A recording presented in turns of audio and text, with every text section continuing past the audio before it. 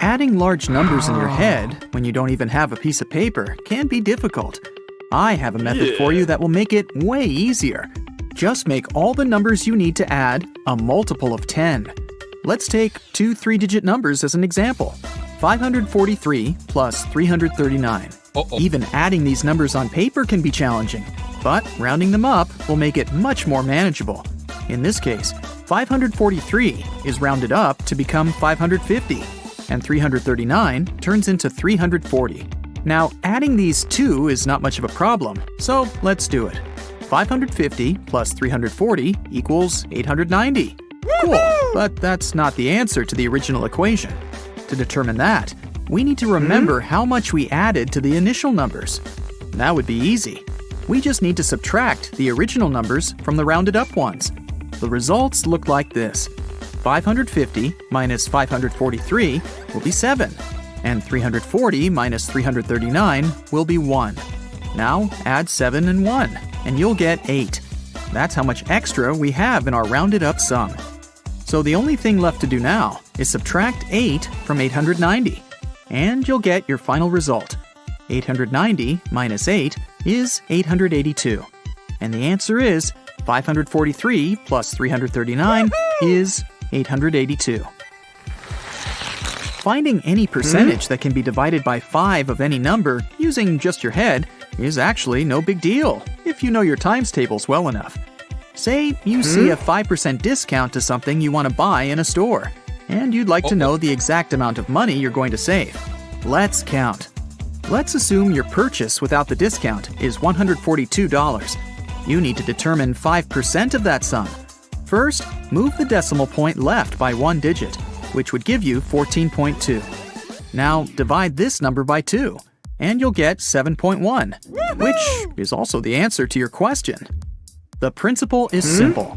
Finding 10% of any amount is easy, because you only need to move the decimal point left by 1 place, which we did in our first step. And 5% is 10% divided by 2, right? So that's why we divided the resulting sum by 2 as well. Finding any percentage that's a multiplier of 5 can be done in a more or less similar way. Let's take 35% of 324 as another example.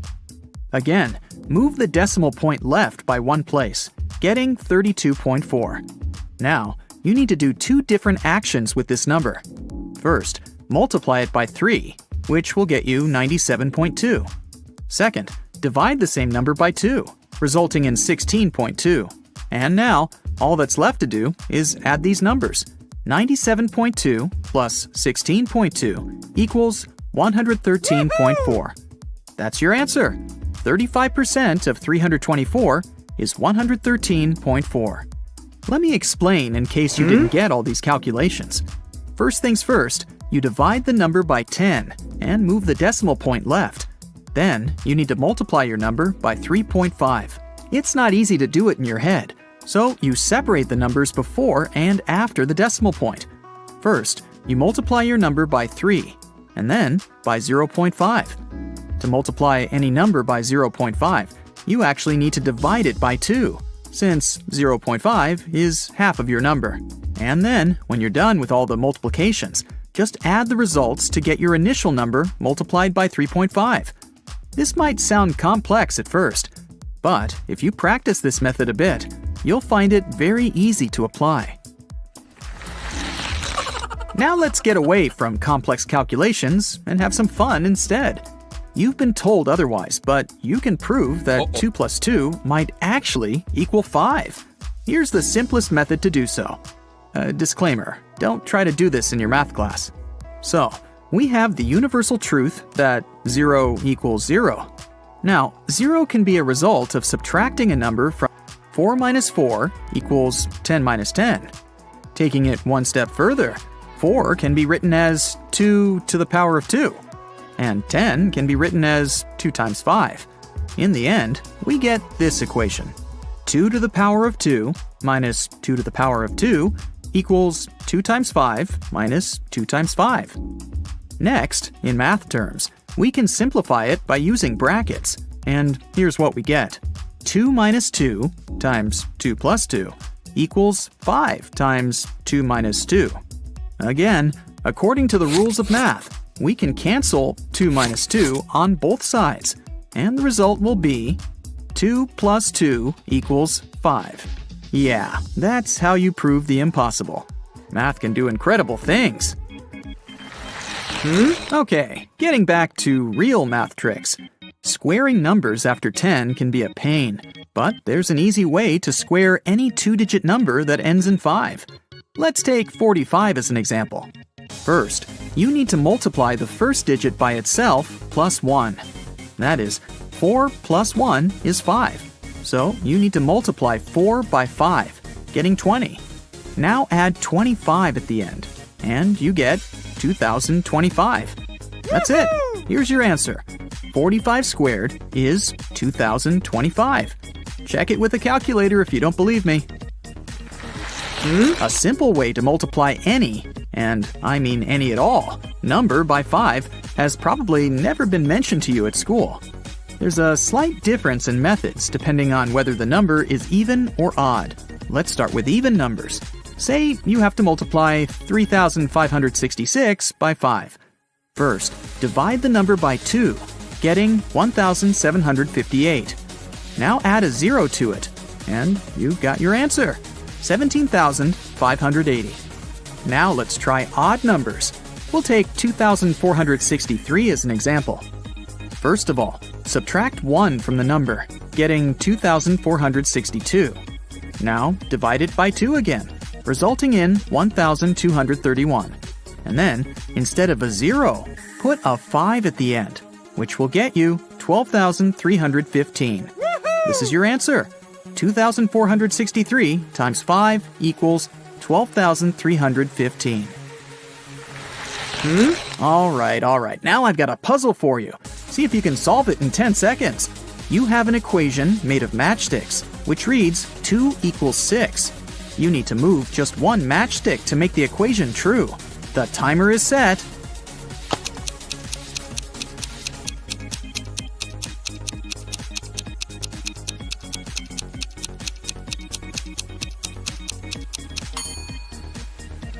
Again, this is a puzzle, so there's no conventional solution to it. If you move one matchstick from the left side and put it so that its middle is on top of the 1 on the right side, you'll get a square root symbol, and thus the equation is true. 1 equals the square root of 1. But there's also a second solution. You can move one of the matches forming a V in the right part so that they form an X instead. This way, you'll get 11 written in Arabic numerals that equals 11 written in Roman numerals. Problem solved. Let's have another math riddle, shall we? A book costs $1 plus half its price. How much does the book cost? I'll give you 10 seconds again, or just pause the video if you need more time.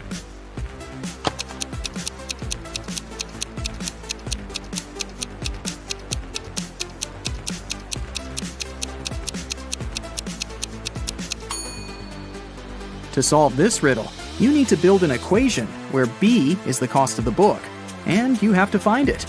The equation will look like this. B equals 1 plus B over 2.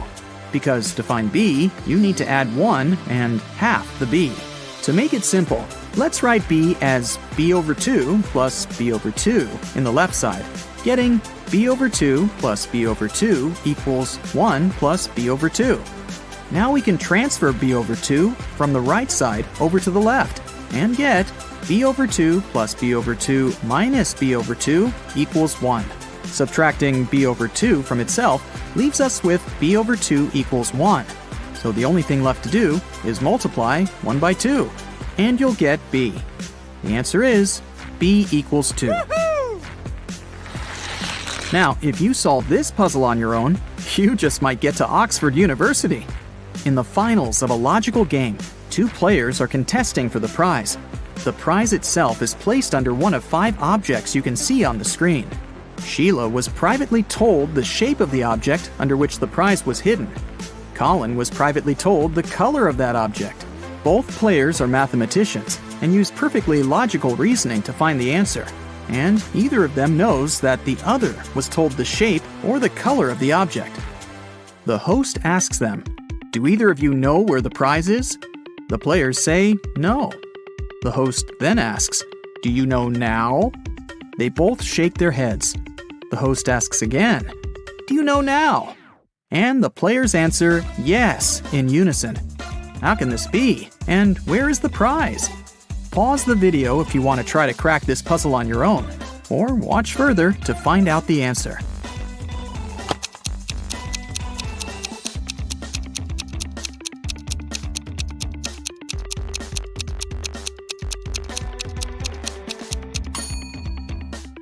So Sheila was told the shape of the object. So for her, it would be either the red or green triangle, either the green or purple circle, or the only square there is, the red one. Colin was told the color of the object. So for him, it's either the red triangle or square, either the green triangle or circle, or the only purple circle there is. When the host asked whether either of them knew where the prize was, and they answered no, they both got new information. For Sheila, it was definitely not the square, and since Colin didn't know the answer either, it wasn't the purple circle. Colin used the same reasoning, so they both eliminated two options. After the second question, neither of them still knew the answer, and they got new info again. Sheila was left with two triangles and one circle. She knew the shape of the object, so if she still didn't know where the prize was, it couldn't be the circle. And Colin was left with two green and one red shape. Since he knew the color but didn't know the answer, it couldn't be the red one. Thus, two more objects were eliminated for both. And finally, after the third time the host asked them about the prize, they knew for certain that it was the green triangle, using only their initial information. In PE class, all students were standing in a circle. If the 5th student was exactly opposite the 12th student, how many students were in the circle?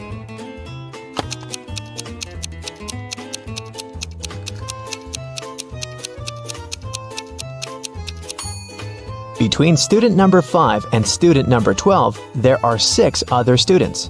If these two are opposite each other, then on the other side between them, there are also 6 students. This makes 14 students in the circle.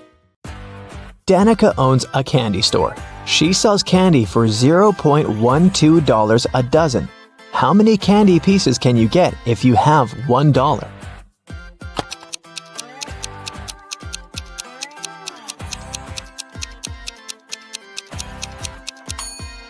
$0.12 for a dozen mean that one candy costs 1 cent. So if you have $1, you can get 100 candies.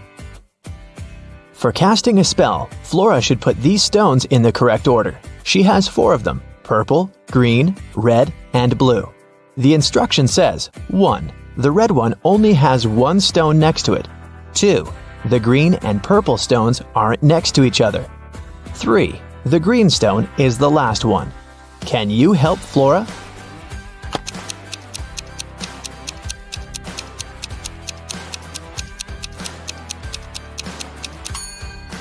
If the red stone only has 1 other stone next to it, then it's either the first one or the last one.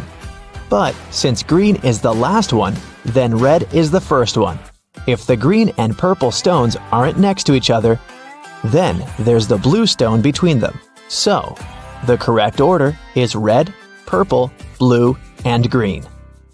It was midday. Kaylin was exploring a big local forest. She found an abandoned mansion and entered it. The door closed behind her back and wouldn't open. Oh no! Kaylin got trapped inside. There were 3 other doors leading to freedom, but there was a catch. Behind the first door, there was a huge pit that would take her miles underground. Behind the second door, there was a magnifying glass that concentrated sunlight and burned everybody and everything that entered. Behind the third door, there was a hungry and dangerous lion that would eat anybody and anything that entered. Uh-oh. How can Kaylin escape?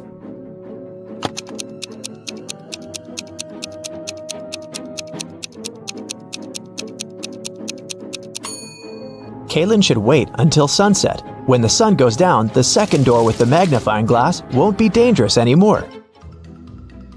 Amelia, Belle, Chloe, and Della are identical quadruplets who always prank people. One day, one of the girls' teachers had to let Amelia leave the class early. She had a doctor's appointment, but the woman wasn't sure which girl was Amelia. The quadruplets had decided to help her. Here is what they said. Amelia is one of the girls standing in the middle. No, Amelia is one of the girls standing on the sides. I'm Amelia. I'm not Amelia. 3 girls lied and 1 told the truth. Who is Amelia?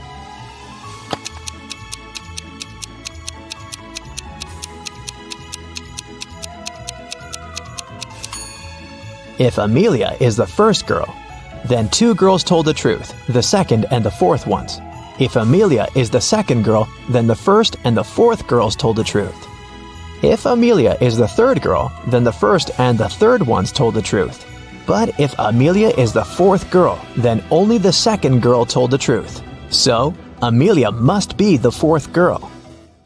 Esme was having a walk in the forest and got lost. She found a witch's house, petted her black cat, and asked the witch to send her home. The witch wanted to play a game. If Esme won, she'd send her home. But if Esme lost, she'd have to stay with the witch forever. We'll be saying numbers between 1 and 10. The next player will have to choose a number that's between 1 to 10 greater than the previous one. The first person to say 50 wins. You can start. How can Esme win?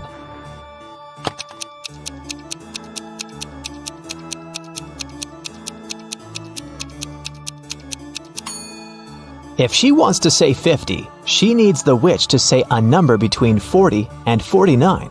So, before 50, she has to say 39. If she wants to say 39, the witch has to say a number between 29 and 38. So, Esme has to say 28, and before that, 17, and before that, 6.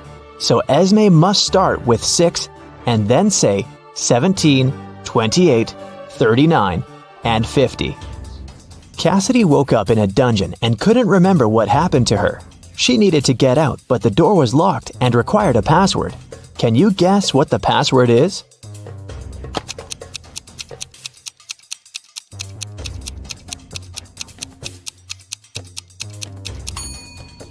Every next number is made by moving the last digit of the previous 4 to the front.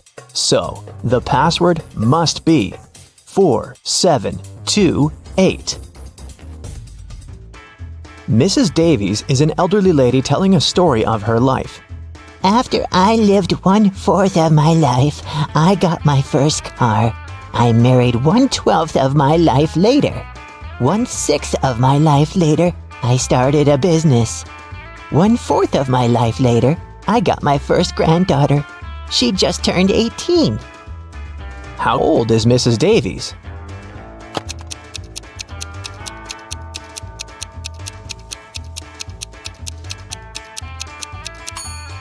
Let's say Mrs. Davies is X years old. 1/4 of her life, till she gets her first car, X is 4. Then we add 12 till her marriage. X till opening her business, 4 till the birth of her granddaughter, and finally 18 years from then till now. It should all be equal to X. If you solve this equation, you'll figure out that X is equal to 72. So, Mrs. Davies must be 72 years old. Esme was walking in the forest, and you know what? She didn't get lost this time. She knew how to get home, but the other road led to the witch's house, and the girl recently came up with a cool riddle for the witch. So, Esme decided to pay her a visit. She offered a deal. If the witch couldn't solve her riddle, Esme would get her cat. The witch agreed, and Esme gave her a square piece of paper, 4 inches by 4 inches, with a total area of 16 square inches. Turn it into a square with a total area of 8 square inches without a ruler. How can the witch do it?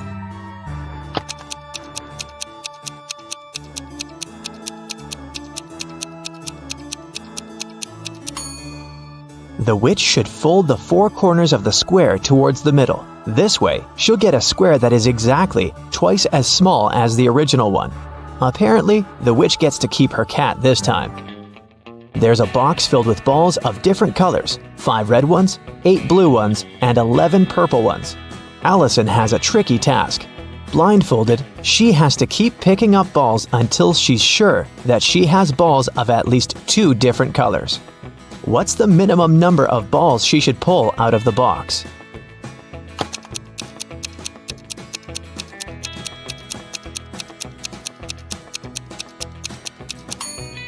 In the worst-case scenario, Allison will be picking up balls of the same color until there are no more of them left in the box.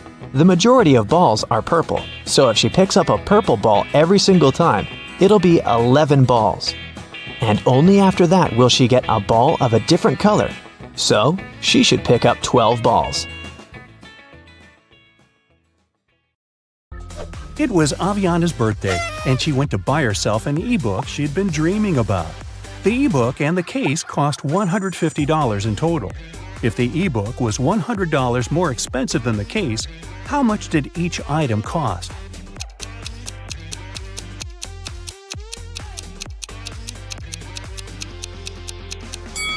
Alright, let's say the case cost X.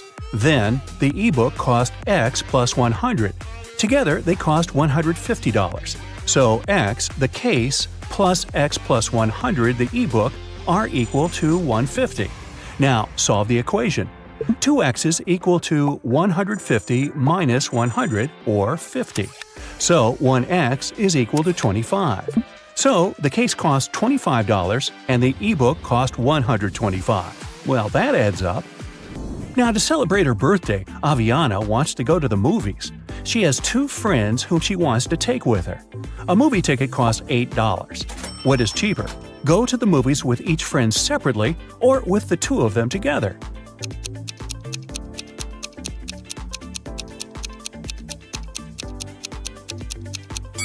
Of course, it's cheaper to go with the 2 of them together.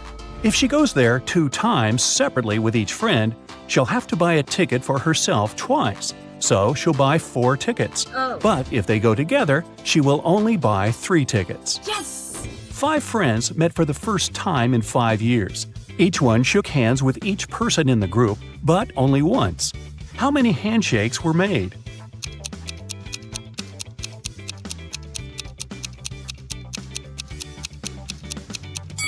No handshakes were repeated. Let's see it like this. The first friend shook the hands of the 4 remaining people once. Then the second friend had already shared a handshake with the first person, so they shook hands with 3 more people. The third friend had shaken hands with the first 2, so he shook hands with 2 more people. And then, finally, friends 4 and 5 shook hands too. 4 plus 3 plus 2 plus 1 is equal to 10. So there were 10 handshakes. Brinley has to sneak into her mom's computer to delete some emails she had accidentally sent her. Ooh. Mom has a poor memory, so she always has notes with her passcodes. Luckily, the note is right on the desk again. What's the passcode?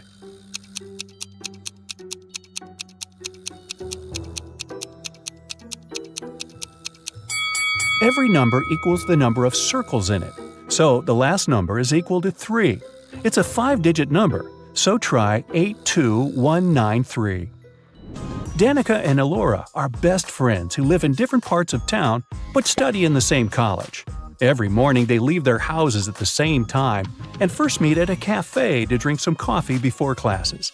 Danica goes there by car and Elora goes by bike. When they met, which girl was closer to Elora's home?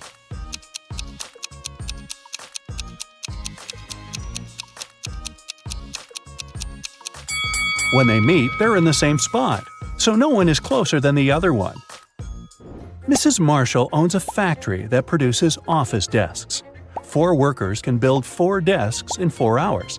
If she hires 4 more people, how many desks will 8 workers produce in 8 hours?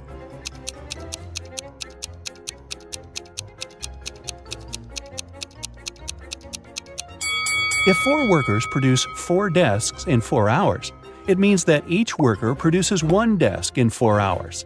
So 8 workers will produce 8 desks in 4 hours, or 16 desks in 8 hours. Maya has 4 pens, a blue one, a black one, a red one, and a green one. They lay on the table in some order. Here are some hints. 1. The green one is somewhere in the middle. 2. The blue one is to the left of the black one and to the right of the red one. 3. The red pen is right next to the blue one. So, what's the order of the pens?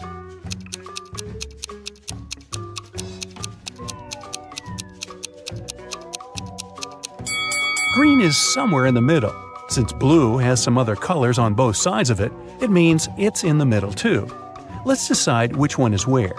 If the green pen is in position 2, then the blue one takes position 3. We know that the blue one is on the left of the black one, so black takes position 4, and red must be in position 1. But it doesn't fit, because the last condition is that the red and blue ones are next to each other. So let's switch the green and blue. Now blue is right next to red, but it's still to the left of black. So the right order is red, blue, green, black. Yvonne cuts one baguette into 4 pieces in 12 seconds. How much time will she need to cut the same baguette into 8 pieces?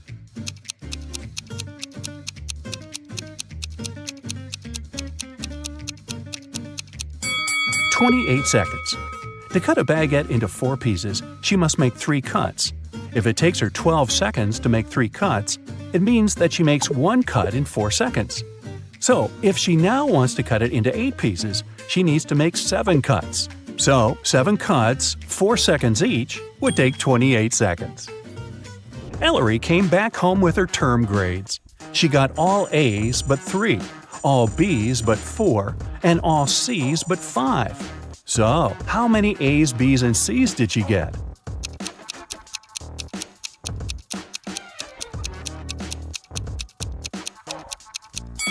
Let's start with A's.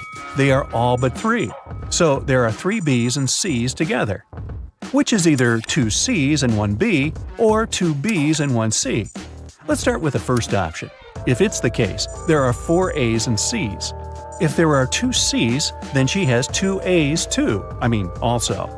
The condition all C's but 5 tells us that if there's 1 B, there must also be 4 A's, not 2. So it can't be. If there are 2 B's and 1 C, then from all B's but 4 and 1 C, there are 3 A's. From all C's but 5 and 2 B, there again must be 3 A's. So he has 3 A's, 2 B's, and 1 C. Nice work, Ellery! You are outside a room with 3 switches in the off position. One of the switches turns on the light bulb in the room. You can turn on as many switches as you want, but you can only walk into the room once. How can you find out which switch turns on the light?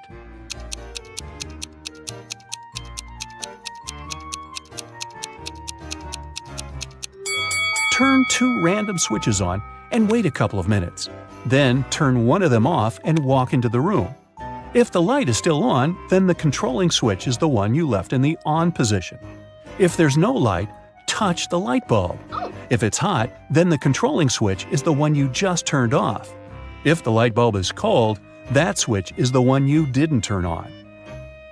Every Sunday, Mrs. Adams gives her daughters pocket money. Half of the whole amount goes to the oldest daughter, Stella. The second sister, Ashley, gets half of the amount Stella gets. Eleanor gets 1/6 of the total amount, and the remaining $10 goes to the youngest daughter, Sierra. How much money does Mrs. Adams give away?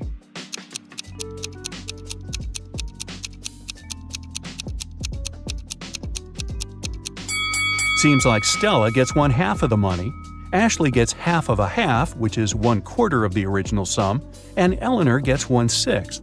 They're all a fraction of 12s. So Ella gets 6 12s, Ashley gets 3 12s, and Eleanor gets 3 12s. Together, it's 11 12s, which means that Sierra gets 1/12, which is $10. So Stella gets $60, Ashley gets $30, Eleanor gets $20, and the whole sum is $120. Hey, if I were Sierra, I would complain. Annabeth is going by train to visit her best friend, Brooke. The train is 500 feet long, and it's moving at a speed of 500 feet a minute, and it's now traveling through a 500-foot-long tunnel. How long will it take for the train to go through the tunnel?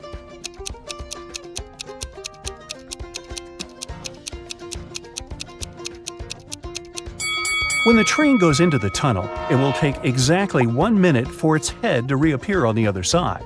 but the rest of the train should get out of there too. Once the head of the train is out, the back of the train just entered the tunnel, and it'll need another minute to travel through the tunnel. So the train will need 2 minutes in total. An elf hired a fairy to take care of his garden for a week. As a daily payment, the fairy takes 1 inch of a candy cane. The elf has a 7-inch candy cane in one piece, but the fairy wants to be paid every day because fairies don't trust elves.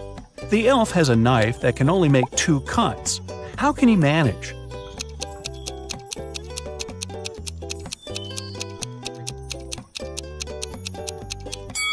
He should make 2 cuts and divide the candy cane into the pieces of 1/7, 2/7, and 4/7. The first day, he'll give her the 1/7 piece. The second day, he'll give her the 2/7 piece and will take the 1/7 piece back. After the third day, he will give her the 1/7 piece back. After the fourth day, he gets back the 1/7 piece and 2/7 pieces and gives her 1/4/7 piece instead. Then he gives her 1/7. On the sixth day, instead of 1/7, she gets the 2/7 piece, and on the last day, he gives her the final 1/7 piece. Of course, this whole thing goes kablooey if the fairy eats the candy during the week. Well, it's the fairy's grandpa's birthday today. She wants to visit him and bring him birthday candy canes. Her grandpa lives in a different town, and there are 3 gates to cross on the way. At every gate, there is a guard. To cross, the fairy has to pay a fee of half of the candy cane she has, but she gets 1 candy cane back. What's the minimum number of candy canes the fairy should take from home to make sure she arrives at her grandpa's with 2 candy canes for him?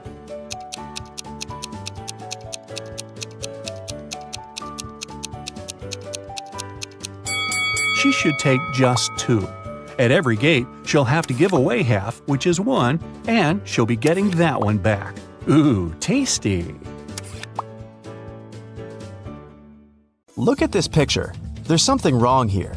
Can you figure out what it is?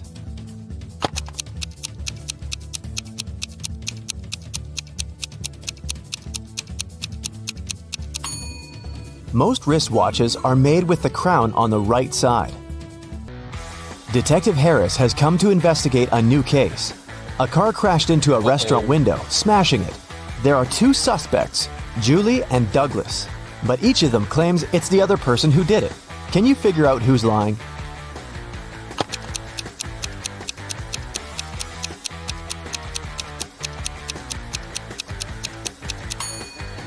It's Julie. The tire tracks on the ground belong to her car. At 9 a.m., Ethan got a call from his friend, an owner of a large business. The man said that a very important document had disappeared from his office. It had been on his desk the evening before, but now it was nowhere to be found. Ethan immediately went there to question his friend's employees. Soon, he had 3 suspects. Walter said he had spent the previous evening at the movies. Joan had dinner with her friends, and Zachary visited an art gallery. It didn't take Ethan long to understand who was lying. Do you know it too?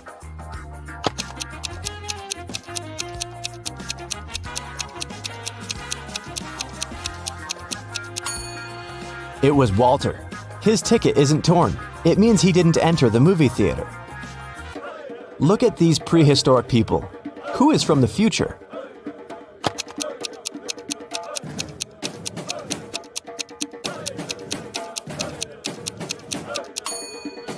It's one of the guys carrying water.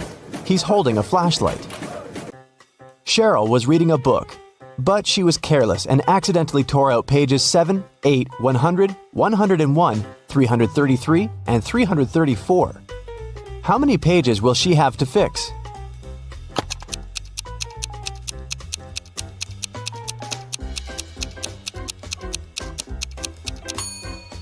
Just 4. 7 and 8, as well as 333 and 334, are different sides of one page. Olivia called the police. She told them someone had broken into her house, tied her up, and taken all her money and valuables. When the officers arrived, the entrance door was open, and Olivia was indeed tied to a chair. And still, the detectives didn't believe her story. Why?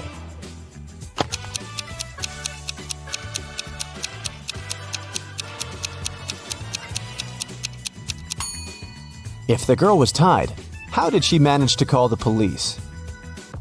Gemma returned from Asia and brought a precious porcelain figurine. She organized a party and invited all her friends to tell them about her journey. They had a great time, but after her friends left, the woman realized the figurine had disappeared. Oh no! She called the police and showed them the photos she had taken at the party. One of the officers immediately realized who had stolen the figurine. Do you understand it too?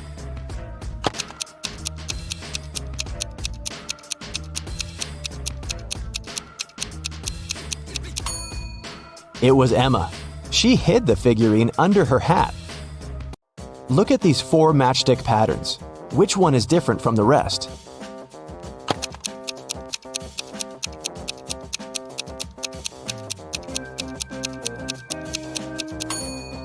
It's pattern number 3.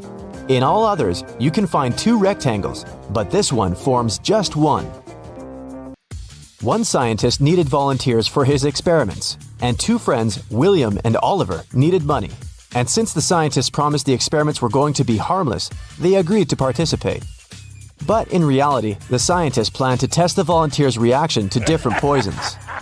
First, he trapped the guys in his lab. Then he separated them and locked them in different rooms. William and Oliver could only escape if they joined their efforts. Unfortunately, the scientist was extremely cautious. The guys didn't see each other. One of them could only use the bathroom only in the evening, and the other only in the morning. And still, in a couple of days, the guys managed to get away. How did they do it?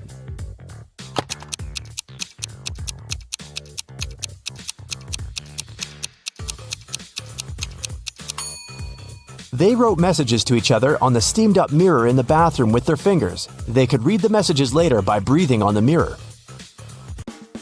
I shave, cut, and wash several times a day, but I still have more hair than you can imagine. Who am I?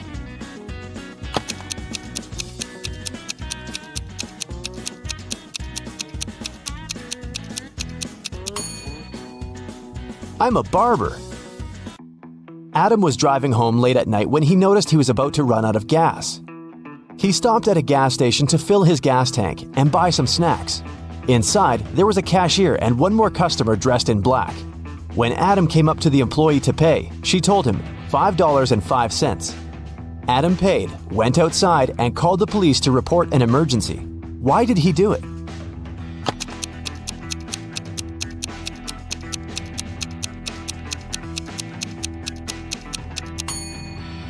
The cash register showed $18.35, but the cashier said $5.05, which looks like SOS. Look at these emojis. How sharp is your vision? Can you spot the girl?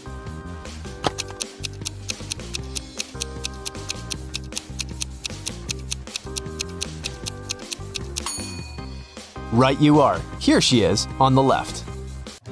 Can you find all 6 Ys in this picture?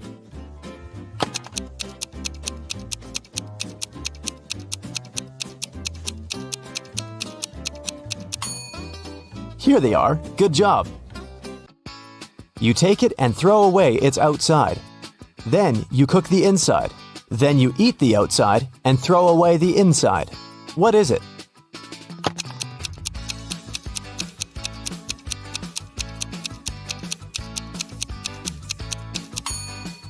You've just eaten corn on the cob. Marcus woke up in a dark basement with just one candle burning on the table. He saw 3 doors in one of the walls and 3 keys lying on the table.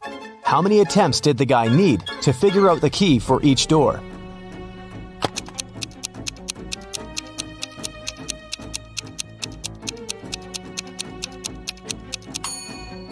He needed 6 attempts at the most. 3 of them for the first key, 2 attempts for the second key and 2 remaining doors, and just 1 attempt for the last key.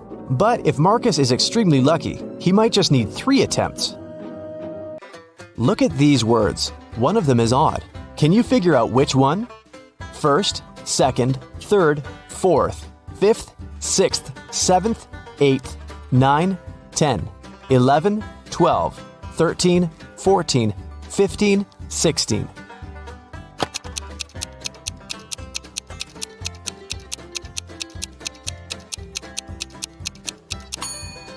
It's the word fourth.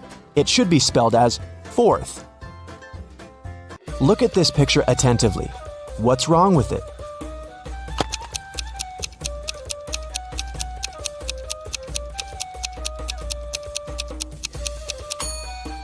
There are no shadows here. Larry's mother asked the guy to do some grocery shopping. She gave him a shopping list and her bank card, but the woman knew her son was very absent-minded. That's why she gave Larry a small note in case he forgot the card's PIN number. When the guy was at the register, he realized he had indeed forgotten the PIN. Larry pulled the note out of his pocket and immediately remembered the PIN. Can you figure out what it was if the note had a fly, a cat, a person, and a snake drawn on it?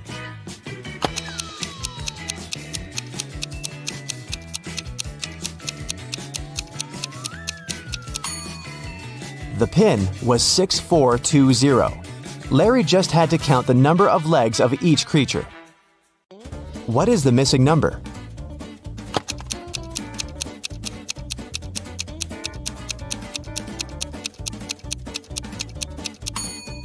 It's 78. When read upside down, those numbers are 86, 87, 88, 89, 90, and 91. When someone robbed a bank in a small town on a snowy Monday, the police have 4 suspects. But all these people claim they've been at home all day long. Look at their homes and try to figure out who's lying.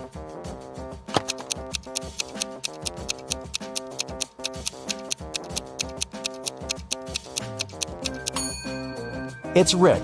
He returned home only recently. He parked his car near the house after the snow had already built up on his driveway. You need to move only 2 matchsticks to get 2 squares. How can you do it?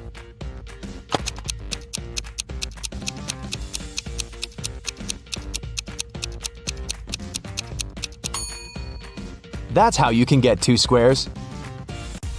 Which of these clocks is the odd one out?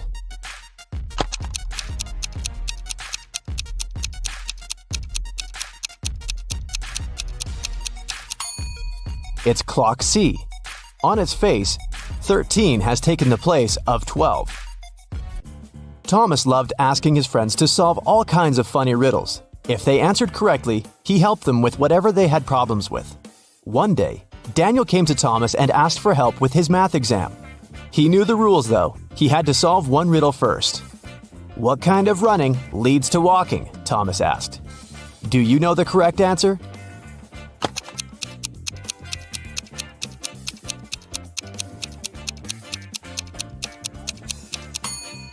Daniel said, "Running out of gas." And he was right.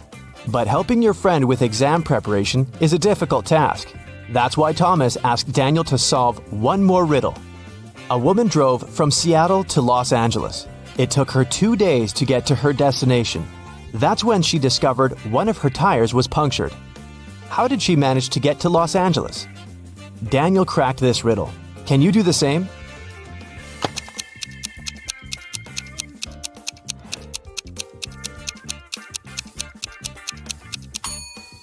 The punctured tire was the spare one. Detective Parkson was working on a tricky case. One day, he vanished. His colleagues found an encrypted note on his desk. The officers knew Parkson had 3 suspects: Milana, Susan, and Emily. Who had some information about the detective's disappearance?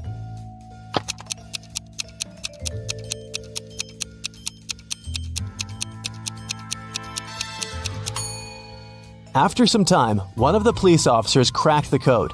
D plus 1 equals E. L plus 1 equals M, and so on. It was Emily who knew where the detective was. Aaron's enemies kept the guy in a tower that was 150 feet high. Aaron's friends managed to have a pair of scissors and a rope delivered to the man. Unfortunately, the rope was just 75 feet long. And still, Aaron managed to escape. It's known for sure that he cut the rope in the middle. But then what?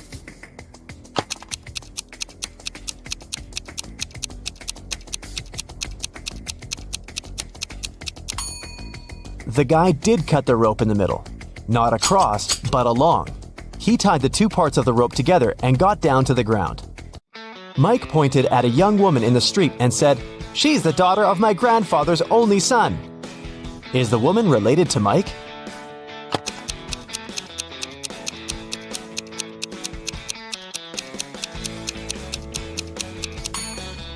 She's his sister. Detective Jackson was walking along the street when he heard some noise. He ran to see what had happened. It turned out that some man had grabbed an elderly lady's bag and sprinted away. The detective ran in the direction witnesses showed him. After he turned the corner, he saw 3 doors. He knocked on the first one. The apartment owner, Patrick, opened the door. The man told the detective he'd just returned from a long run. Another man, Jerry, opened the door. He said he'd been playing basketball behind the house. The third apartment belonged to Raymond, a musician. He had just finished composing a new piece of music. After talking to all these people, Detective Jackson understood who the thief was. Do you know it too?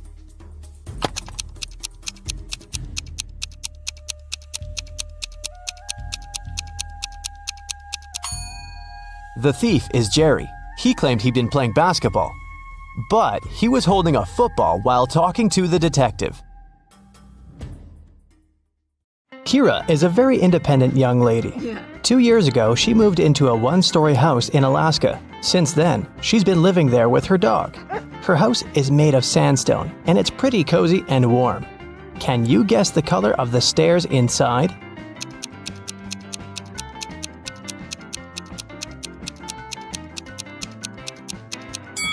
There are no stairs in a 1-story building. One day, Kira went to town to buy some dog food and meet with her sister, Mia. They went for a walk and stopped in front of these 2 houses. In each house, a family with 2 pets with dogs or cats lived there. Kira told Mia 2 facts about those houses. On the left, the family has a dog that likes dry food, but the other pet loves canned food. And the family in the house on the right has a 7-year-old dog and a newborn pet. Mia asked Kira, "Do both families have a cat?" Kira replied, "I'm not sure, but if you manage to guess the house with the cat, I'll give you $100. Can you guess which family is more likely to have a cat?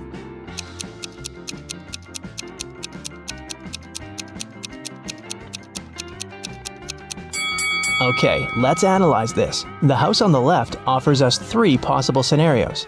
A younger cat and an older dog, a younger dog and an older cat, or just 2 dogs. We can't consider a cat-cat option because Mia mentioned that there was at least 1 dog in that house.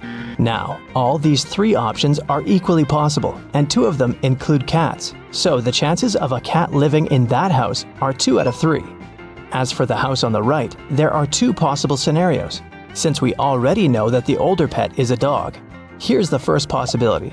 The younger pet is a cat, and the older animal is a dog. And the second possibility suggests that there are just 2 dogs. So, here, the chances are 1 in 2. That's why Kira should choose the house on the left. This way, her chances of winning are higher. Mia invited Kira to visit her workplace. She's a manager in a luxury resort hotel. The building has 7 floors. 5 people are now staying in the rooms on the first floor, and on each next floor, there are 3 people more than on the previous floor.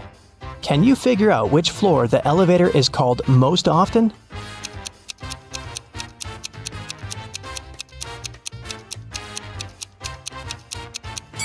To the first floor. Any person living not on the first floor has to call the elevator to get to their room. Will is a famous billionaire. He decided to stay in the best room in the hotel. He's got 3 gold bars that weigh 4, 2, and 1 pound respectively. The charge for the room is 1 pound of gold per day, and the hotel staff don't accept any advanced payments. Will wants to stay at the hotel for 7 days. How can he pay for the room?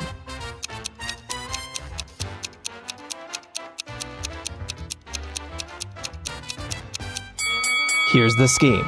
On the first day, Will should give them his 1 pound bar. On the second day, he should give the 2 pound bar and take his 1 pound gold bar back. On the third day, Will should pay with the 1 pound bar again. And on the fourth day, the guy should give the 4 pound bar and take both the 1 and 2 pound gold bars back. On the 5th day, he can pay with the 1 pound bar. On the 6th day, he can give them the 2 pound bar and take the 1 pound bar back. And finally, on the 7th day, Will should pay with his last £1 gold bar. Will offered Mia a deal. If you crack my riddle, I'm going to give you the biggest diamond from my collection. He arranged these matchsticks in a square, which contained 4 smaller squares. Can you remove only 2 matches so that there's only 2 squares instead of the 5? Mia nailed it right away. What about you?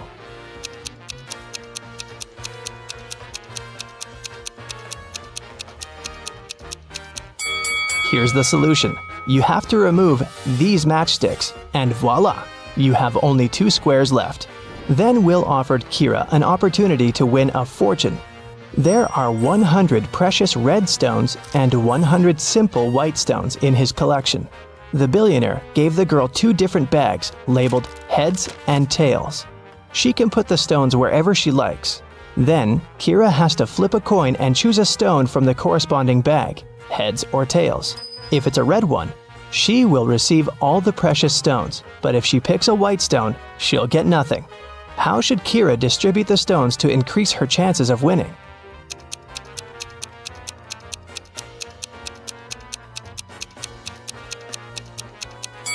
If she puts just 1 red stone in one bag and all the other stones in another, her chances of winning will be 3 and 4.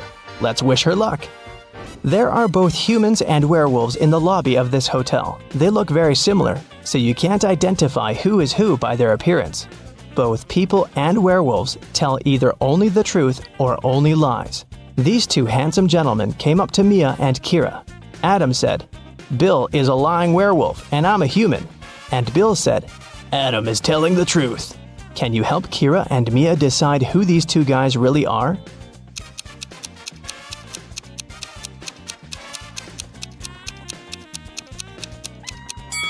We know that they cannot tell half-truths. So, Adam's statement is only true if both parts of it are true.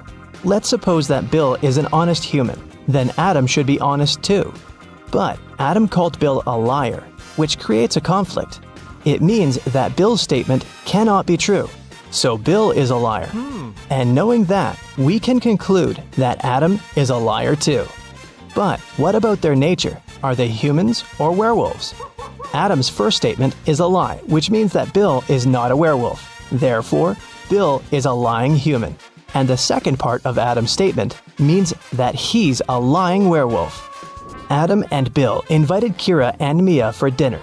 When they asked the ladies about their parents, Kira replied, "We have the same father and mother, and we were both born on the same day." Adam asked, "Are you twins?" Mia replied, "Nope, no we're not." How can this be possible? Have you guessed?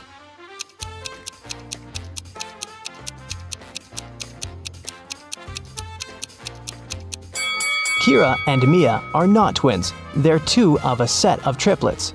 They have a 3rd sister, Sophie. Hi. Kira and Mia went to the swimming pool. They saw 10 swimmers chilling on sunbeds near the pool. 2 of them decided to jump into the water. How many swimmers remained near the pool at that moment?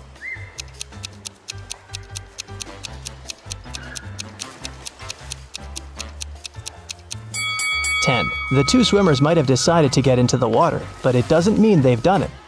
Kira entered a very small dressing room. There were 4 cats sitting in 4 corners. There were 3 cats across from each cat, and at each cat's tail, there was 1 more cat. Can you tell how many cats there were in the room?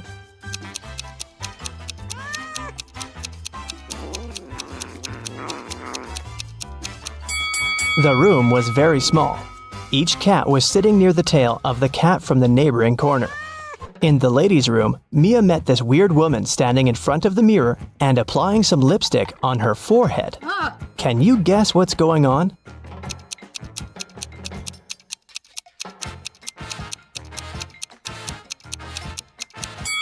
She's trying to make up her mind. In the basement of the hotel, Mia and Kira found a barrel with no lid and some milk in it. Kira said, "Whoa, this barrel of milk is more than half full." Oh, And Mia said, "No, it's not. It's less than half full." yes? Without any measuring tools or pouring any milk out of the barrel, how can they easily determine who's right?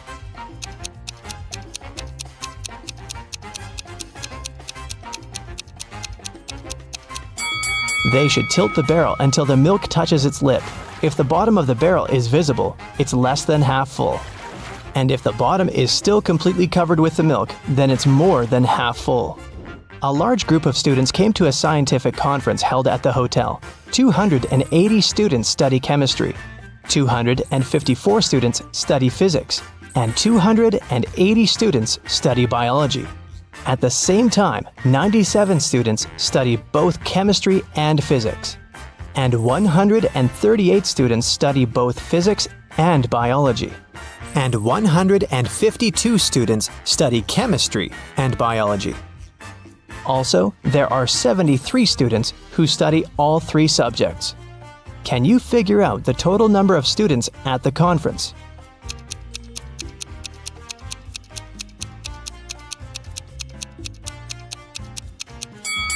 Take a look at this Venn diagram. Now, it's obvious that the total number of students is 500. Mia gave Kira 3 shoe boxes labeled red, blue, and red and blue. She said, "I labeled the boxes incorrectly. You can only open one box of your choice and then label the boxes correctly. If you do it, I'll give you all these shoes." Can you help Kira label the boxes?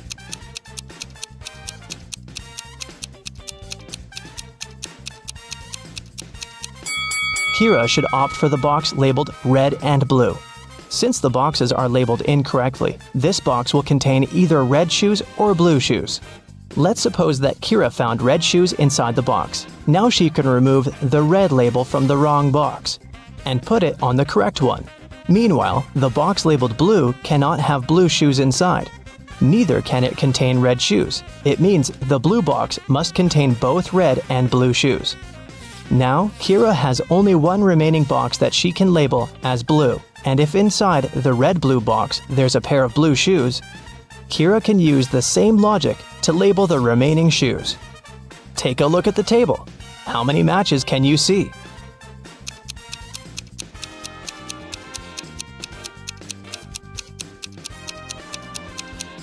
8. Here they are. During a visit to an antique store, Rachel found a peculiar piece of gold. It turned out that the man who brought it to the shop mentioned it had once belonged to a pirate named Captain Benedict Jameson.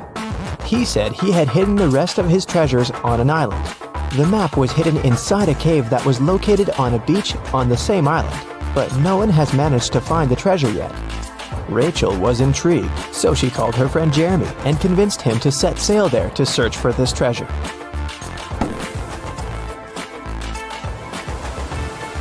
After weeks of sailing, they arrived at the island and looked for the cave first.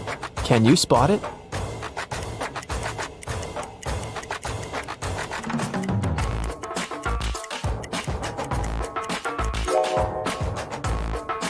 Here it is.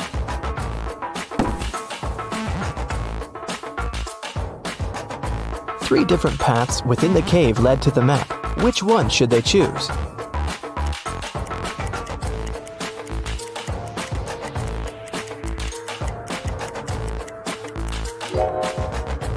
Notice the blinking eyes of a wild animal waiting for its prey in the shadows of the second path? There is a rather large spider web blocking the third path. That must only mean there's a large spider that made it. So, the safest option is the first path.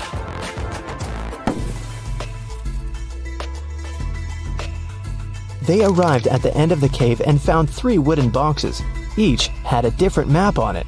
Only one map will lead them to the treasure. Which map should they choose?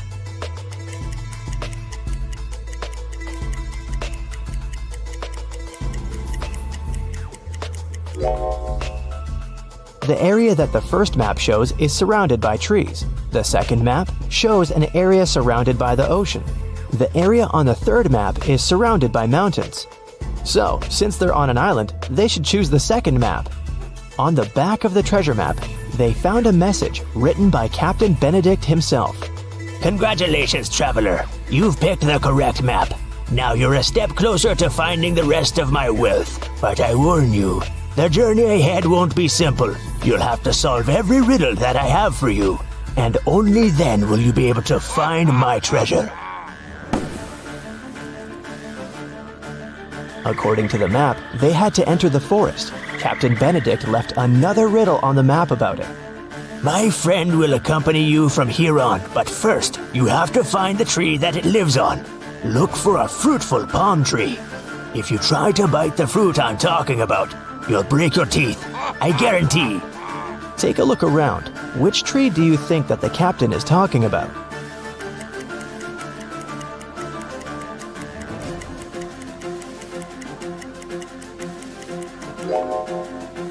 Some of these trees don't have any fruit at all, so none of them can be the tree the captain mentioned. These trees have bananas on them, but you won't break your teeth if you eat bananas. Then it must be this tree with coconuts, because you'll definitely break your teeth if you try to bite a coconut. When they got closer to the tree, they noticed an engraving on it. It said, Look up and find my friend Jonathan the monkey. Take him with you on your journey, because he knows where I hid the key. Then Rachel and Jeremy looked up and saw 3 monkeys. Which monkey do you think Jonathan is?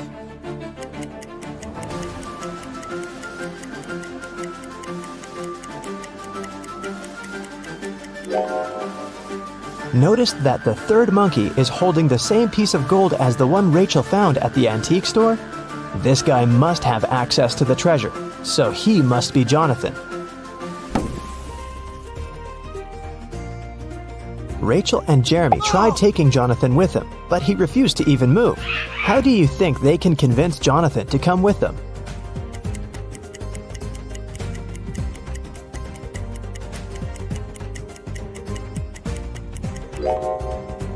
Luckily, there's banana trees around, so they should just give him a banana to gain his trust. Jeremy wanted to climb one of the banana trees to pick a banana, but they were all very tall, and it seemed impossible to climb any of them. However, Rachel suddenly burst with excitement after seeing something that would help Jeremy. What did Rachel see?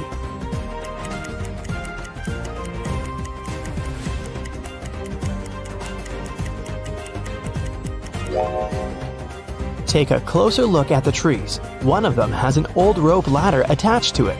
Jeremy can climb up there to get a banana. After Jeremy had picked a banana, Jonathan the monkey got down from the tree to get it. While he was eating his banana, Rachel and Jeremy felt hungry and decided to take a break to eat something too. However, when they reached for the food in their bags, everything was gone. Can you guess what happened?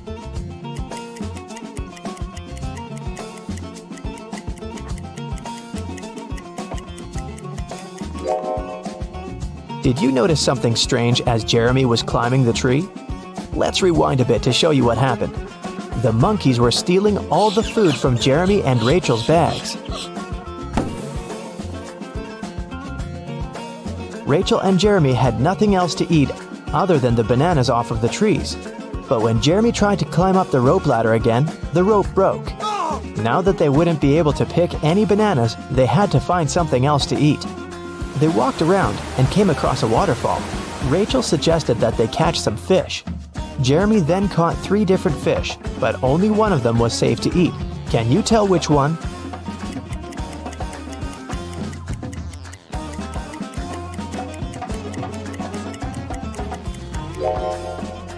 They should eat the first fish because the second fish has spikes on it, so it's not suitable to eat.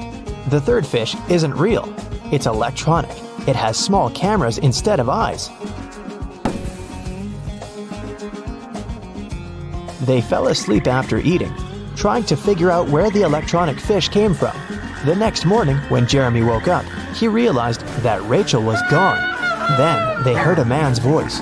Jeremy couldn't figure out where it was coming from, but Jonathan the monkey pointed to the electronic fish. The voice said, I have your friend. Answer this riddle of mine if you want to see your friend again. There's a 1-story house in which everything is green. Green walls, green doors, green furniture. What color are the stairs?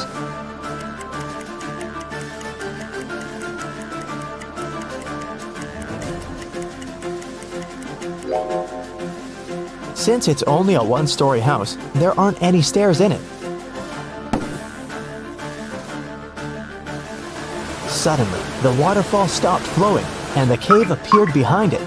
The voice said, Enter.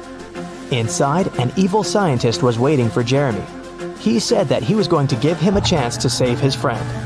He took Jeremy to a water tank with 3 different creatures in it. The scientist said, One of these creatures is Rachel, but the other 2 are not human at all. I will free your friend if you can guess correctly which one she is.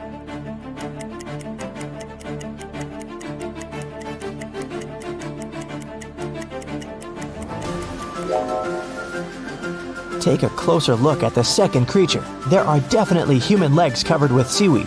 That must be Rachel. The evil scientist set Rachel free, but didn't let them leave the cave just yet. He showed them 3 gates. If they choose the right one, they'll be free to go. Behind the first gate, hundreds of poisonous snakes are waiting. Behind the second gate, there is a vicious vampire. Behind the third gate, there is a pack of hungry wolves. Which door should they choose?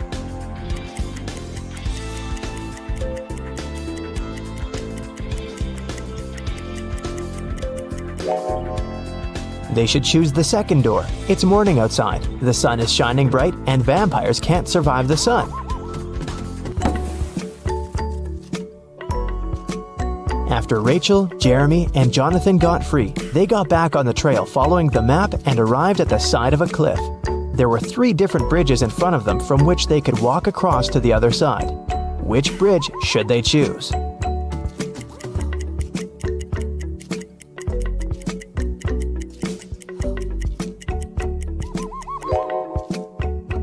The wooden bridge looks very old. It won't be able to hold their weight. Even though the metal bridge looks sturdy, it's very narrow and it has no railings. They might lose their balance and fall. So, they should choose the glass bridge. As they continued their journey, they walked into a swamp without noticing, and they got stuck in it. There were 3 ropes hanging from a tree, with which they could pull themselves out. Which rope should they choose?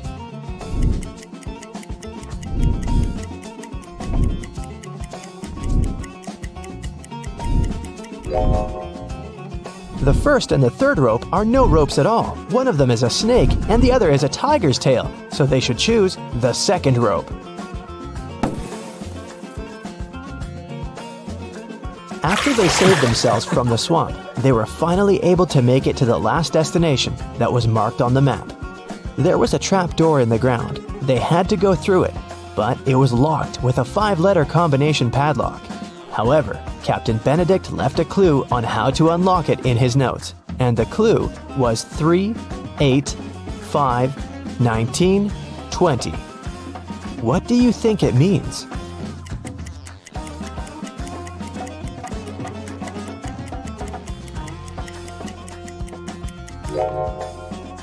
Each number represents its respective letter in the alphabet. The 3rd letter of the alphabet is C. The 8th letter is H. The 5th letter is E. The 19th letter is S. And the 20th letter is T. So the passcode is the word chest.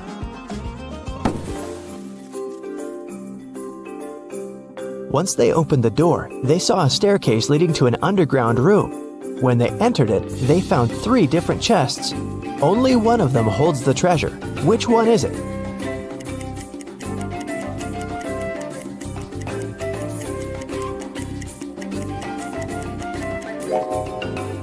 Can you see the ants coming in and out of the first chest carrying small pieces of food?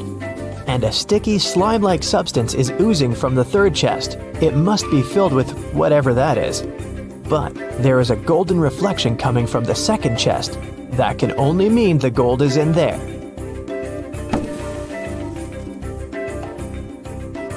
They left the room with the treasure chest. However, the chest was locked, and the map didn't have any more notes or directions on it. Jonathan started pulling Rachel's shirt as if he wanted to say something. Then, she remembered Captain Benedict's previous note. My friend Jonathan the monkey knows where I hid the key.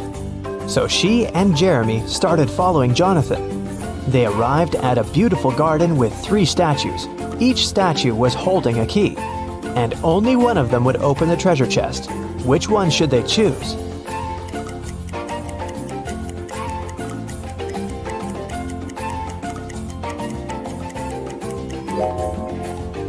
Take a closer look at the treasure chest.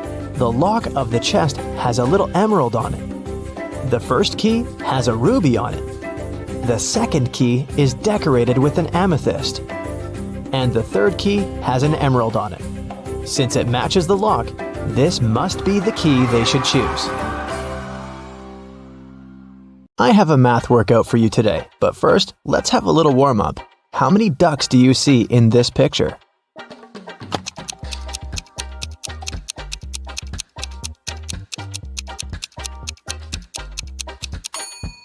Don't forget about the hidden ones. There are 15 ducks. Did you find them all? Okay, now count all the flowers.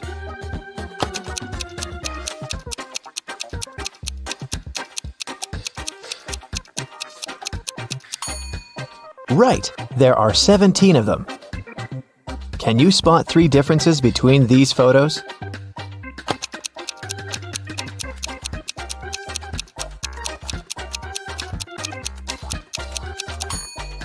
Here they are.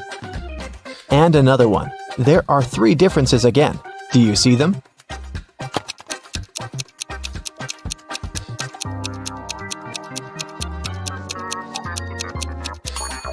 Okay, here they are.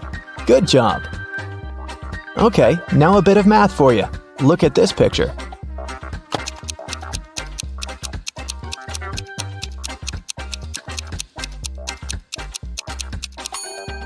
The only number multiplied by itself that gives 25 is 5, so this shape equals 5. This way, the other shape from the second equation is 4. 4 and 6 make 10, so the red circle equals 6. Then, 5 multiplied by 6 gives us 30. This one is similar, but a bit harder, so be very attentive.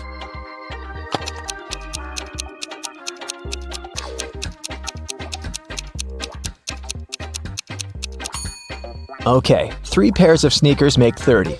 Then 1 pair equals 10. Then 1 cat with a whistle must be 5. In this case, 2 whistles equal 4, so 1 whistle is 2. Now the last one. A pair of sneakers is 10. We know that a cat with a whistle is 5, but this kitty doesn't have a whistle. But since a whistle is 2, the cat without a whistle must be 3. And a whistle equals 2. So, it's 10 plus 3 multiplied by 2, which is 16. Ava and Dakota are sisters. When Dakota was 18, Ava was half her age. Now that Dakota is 26, how old is Ava?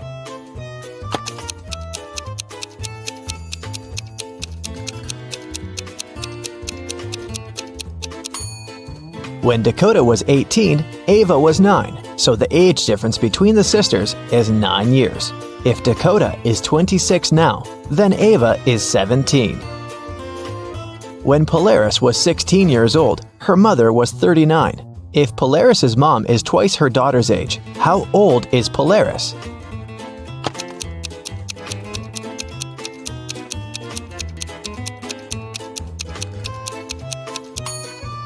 The age difference between Polaris and her mother is 23 years. That means now, Polaris is 23 and her mom is 46. Yvonne had a big collection of CDs. One day, she decided to clean up her house and counted that she had 172 CDs. She sold them all except for 7 CDs of her favorite singer and 5 CDs of her favorite band. How many CDs does Yvonne have now?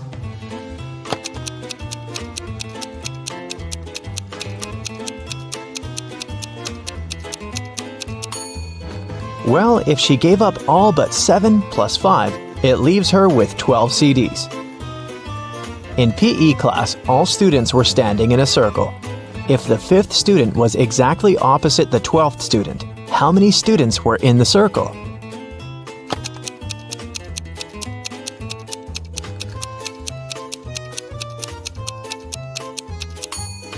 Between student number 5 and student number 12, there are 6 other students. If these two are opposite each other, then on the other side between them, there are also 6 students. This makes 14 students in the circle. Danica owns a candy store. She sells candy for $0.12 a dozen. How many candy pieces can you get if you have $1?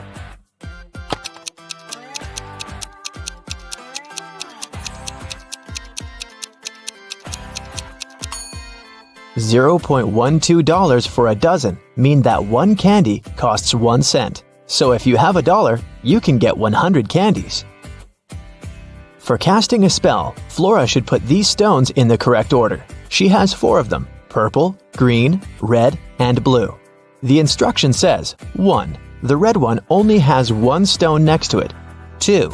The green and purple stones aren't next to each other. 3. The green stone is the last one. Can you help Flora?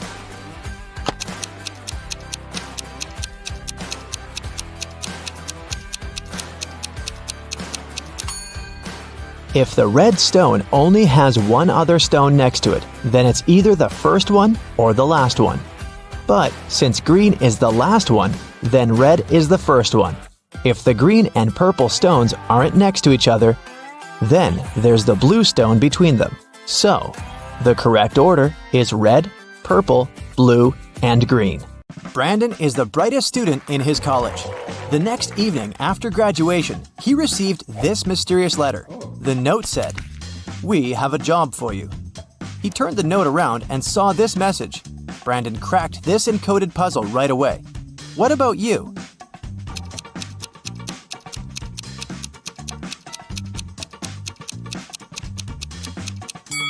Brandon's job interview will take place in a greenhouse at midnight. Brandon arrived at the meeting point. He looked around and saw a gardener lying unconscious on the floor. Brandon called the police. Experts said that someone had poisoned the gardener. Brandon called 3 people and questioned what they were doing today. Allie, the gardener's assistant, said, "Today was my day off. I've spent all my time at a pool party with my friends." The gardener's wife, Lily, said, "Oh my, I can't visit him immediately. I'm on a business trip in Rome." And the gardener's boss, Dan, said, "I had lunch with him today, and he looked perfectly fine." Brandon spotted who was lying right away. What about you?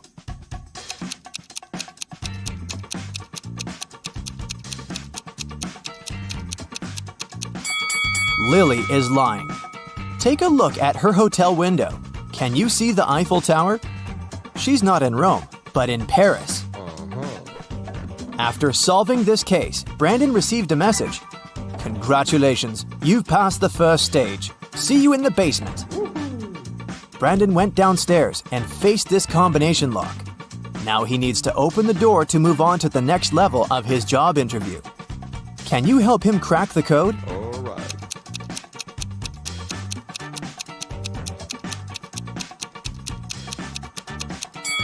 Take a look at the note near the door. It's a hint. The correct password is opinion.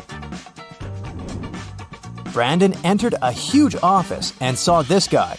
He said, "Nice to meet you, Brandon. I'm Mr. Green. My wife and I have 6 sons. Each son has 1 sister. Can you count all members of my family?" Brandon nailed it right away. What about you?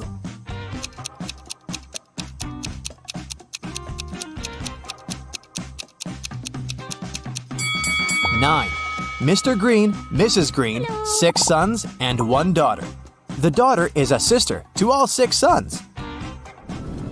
Brandon's next task is to solve a robbery case. Last night, someone smashed a window in the local bank office to break in. The cleaner was inside, so he ran to call for help. He saw that the robbers had taken the money and busted the door open to escape when he got back. He tried to clean the mess, and some glass fragments got stuck in his sleeves. Brandon looked over the crime scene.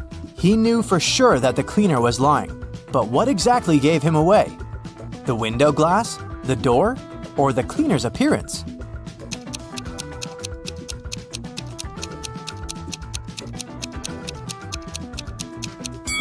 The door frame was broken outwards, indicating that whoever was inside broke out, which fits the story. The glass can shatter in all directions. Still, not enough evidence to prove that the cleaner's lying, but his arms are covered in glass. He did say that he was cleaning up, but those tiny shards indicate he was standing very close to the window when it was broken. And, probably, he was the one who had smashed it. Busted. After solving this case, Brandon received the next task, to make this equation correct by moving just one matchstick. Do you have any ideas?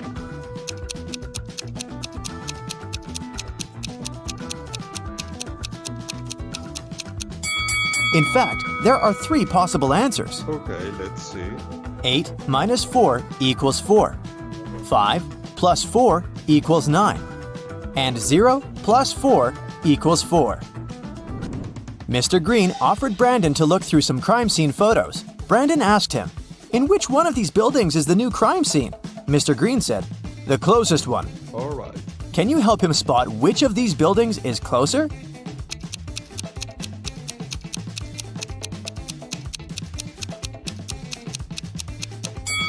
This building has blocked out the pattern of railings on the right-hand building. Therefore, it's closer. And if you look very attentively, you can also see the satellite dish obscuring the other building. To accomplish the next task, Brandon needs a laptop. Can you help him enter the correct password? Here's a clue. It's a 5-letter word that includes 2 different vowels and 3 similar consonants. It's so strong that it can spoil your entire work. Can you guess the word?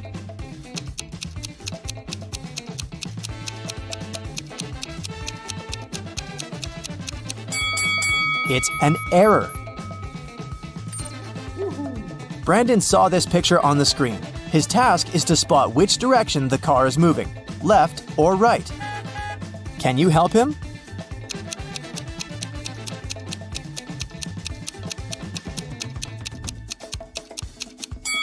Neither right nor left. The car isn't moving because it doesn't have any wheels. Here's the next task for Brandon. Mr. Green bought a phone for $100. Then he sold it to Sam for $125. After a year, he bought it back from Sam for $150. After using it for a month, he sold it back to Sam for $175. Can you calculate if this entire deal was profitable for Mr. Green?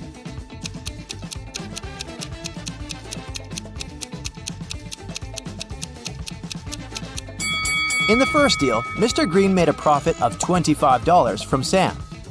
Mr. Green got a $25 profit again from Zach in the second deal. Therefore, the entire deal was profitable for Mr. Green, and he made a total profit of $50. Brandon woke up in a forest. He wandered around for a while and met these 3 ladies. They all claimed that they had gotten lost in the woods 2 months ago. Can you spot any liars among them?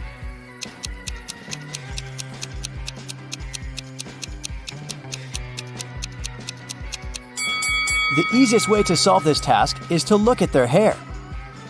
The first lady has long blonde hair with brown roots, which means that she hasn't been to the hairdresser for a while. The third lady has naturally black hair, which has probably been growing out the same way.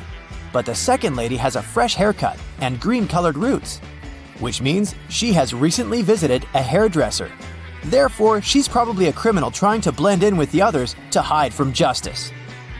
After a short walk, Brandon found a huge villa in the forest. The owner of this villa was just found unconscious. Brandon has to examine the crime scene and determine the possible suspects.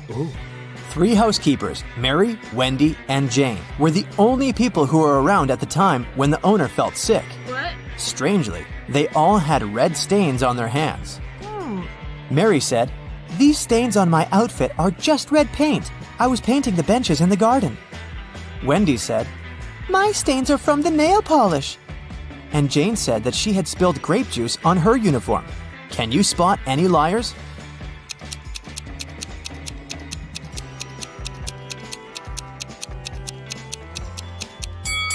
Take a closer look at the grape juice Jane is holding. As you can see from the label, it's a white grape juice. That drink wouldn't leave a red stain. Also, all benches in the garden are blue, which means Mary had lied. After lunch, Brandon fell asleep. He woke up and found himself in jail. He began to look for a way out and found 3 doors. The first exit is guarded by angry dogs. They haven't eaten for 9 months, so they're very hungry. The second exit is guarded by a family of dragons. And finally, a group of guards is waiting behind the third door. No prisoner can escape from them. Which exit should Brandon choose?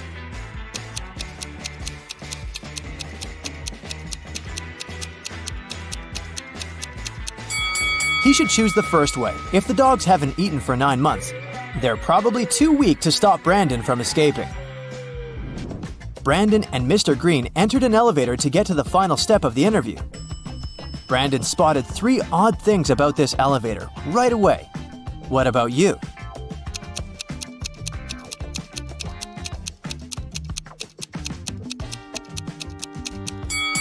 The 8th floor is missing. The mirror reflects Brandon, but it doesn't remember Mr. Green. The sign says that this elevator's weight limit is 0 pounds. Mr. Green took Brandon to his office and showed him his jewelry collection. Mr. Green said, "I have one final puzzle for you. If you solve it, you're hired. When I was your age, I collected white gems in the mountains and brought them home every evening. When I've accumulated enough gems, I decided to sell them." The local jeweler said, "I'm ready to buy your gems. How many stones do you have?" So I began to calculate. I bought a huge box that contained 3 mini boxes, and 2 of them had another mini box inside. So if the huge box can hold 50 gems, how many blue gems did I sell to the jeweler? Brandon nailed it and got the job. What was his reply?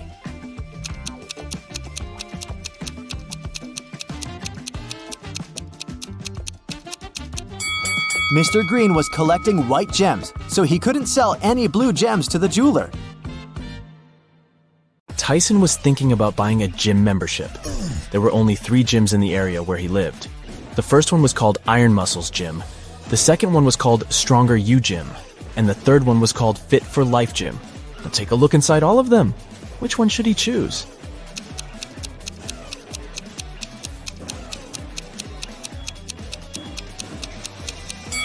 Do you see the clean towels wardrobe inside the Stronger You Gym? They don't look clean at all. It's not the best option unless he loves germs. And take a closer look at the running mill inside the Fit for Life Gym. It's broken. That's an accident waiting to happen. So he should pick the Iron Muscles Gym. Ellie and Ollie were looking for a nice hotel to spend their vacation together with their puppy. After checking out some places online, they brought down their options to 3. Take a look at the website of each of them. Which one should they pick?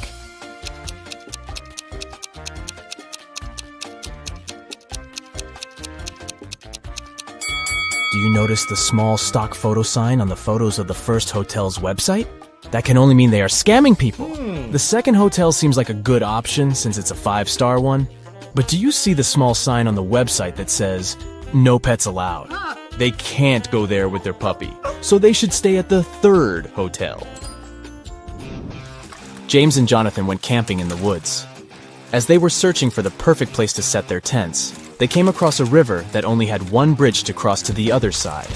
However, as soon as they stepped on it, a troll appeared in front of them and said, "I'll only let you pass if you answer my riddle. Until I am measured, I am not known. Yet how you miss me when I have flown. What am I?"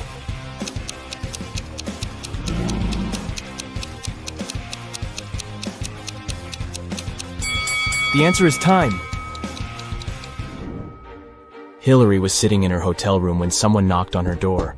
She opened it and saw a man whom she had never seen before. He said, "Oh, I'm sorry. I have made a mistake. I thought this was my room." He then walked back to the elevator. Hillary immediately locked the door after him and called hotel security. What do you think made her so suspicious?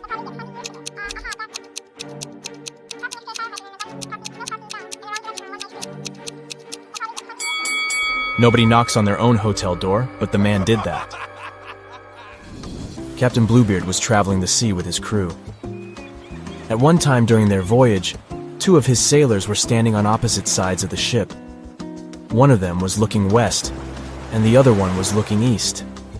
But at the same time, they could see each other clearly as well. How was that possible?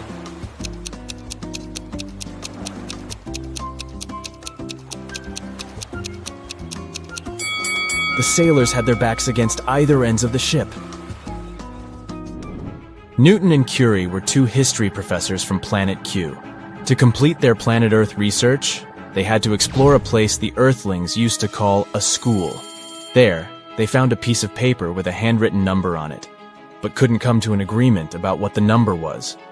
Newton was saying it was 6, and Curie was saying it was 9. Who is correct?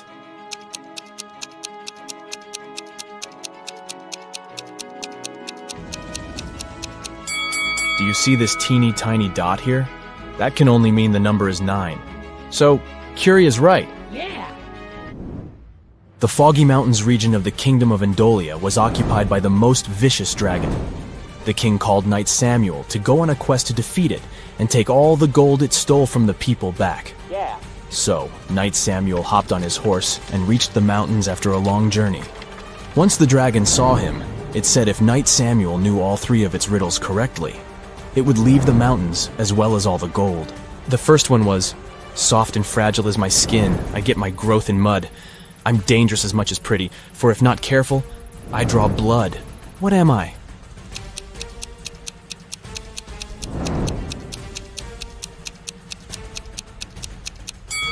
It's a thorn. You're a clever one, Knight Samuel, the dragon said. Here's my second riddle. I am a box that holds keys without locks, yet they can unlock your soul. What am I?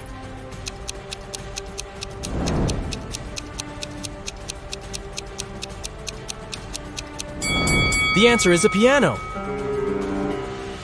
I have only one riddle left for you, but be very careful. If you can't answer it correctly, this kingdom shall be mine. When you went into the woods, you got me.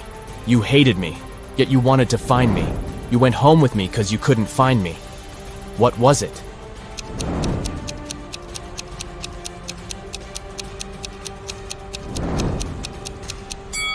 The answer is a splinter.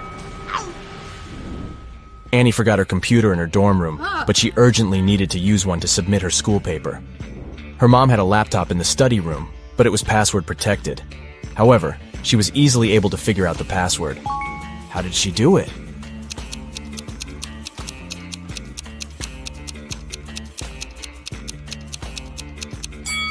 Take a closer look at the bookcase inside the room. Some of the books have letters instead of their titles on the side labels. This book has the letter A, this one has N, another N here, there's an I on this book's label, and this one has an E. So the password is Annie. Professor Guillermo was the headmaster of the Academy for Superheroes. He was also responsible for holding examinations to select new students for the Academy. There were only 3 students left who successfully made it to the last part of this year's exam. To pass it, they all needed to show Professor Guillermo their special power. The first student's power was going invisible. The second student could make objects fly. And the third student could bend metal with her mind. However, Professor Guillermo realized that one of them was an imposter. Which one is it?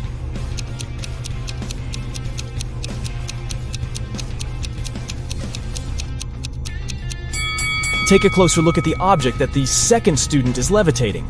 Do you see the small on-off button here? That can only mean it's actually some tech device that can fly on its own. So he is the imposter. Jane was competing at Who Wants to Be a Billionaire? And she was only one question away from the $1 billion prize. The question was, it's true, I bring serenity and hang around the stars, but yet I live in misery, you'll find me behind bars. With thieves and villains I consort, in prison I'll be found, but I would never go to court unless there's more than one. What am I?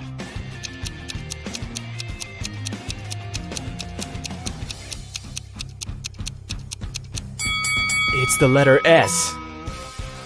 Dylan was going to buy a new car. The salesman showed him 3 options. Which one should he choose?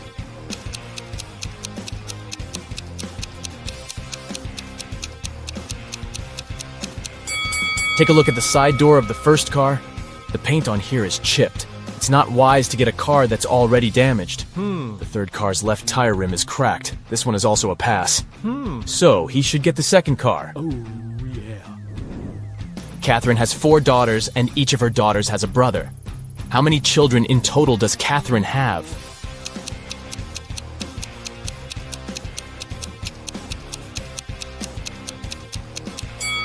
Each daughter has the one and the same brother. so she has 5 kids. Rachel and Ashley were best friends, but one of them was living in Japan, and the other in the United States. Rachel had purchased a BFF bracelet for Ashley and wanted to mail it to her. However, the only way to make sure the bracelet would be received was to place a lock on the package. Rachel had locks and Ashley had locks, but neither had keys for each other's locks. How can they ensure the bracelet isn't stolen?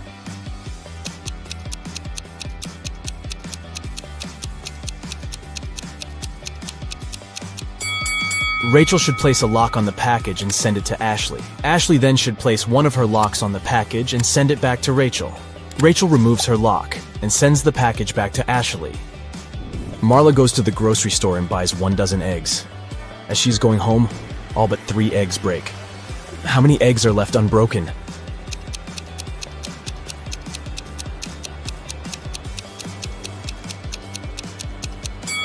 The answer is hidden in the question. She has 3 eggs left.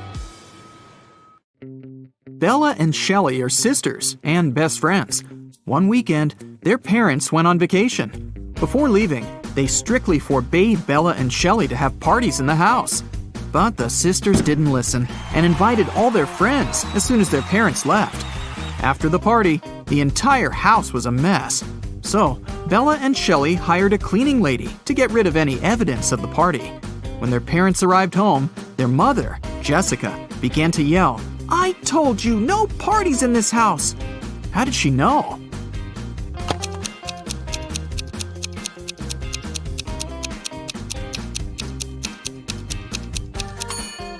The house is too clean.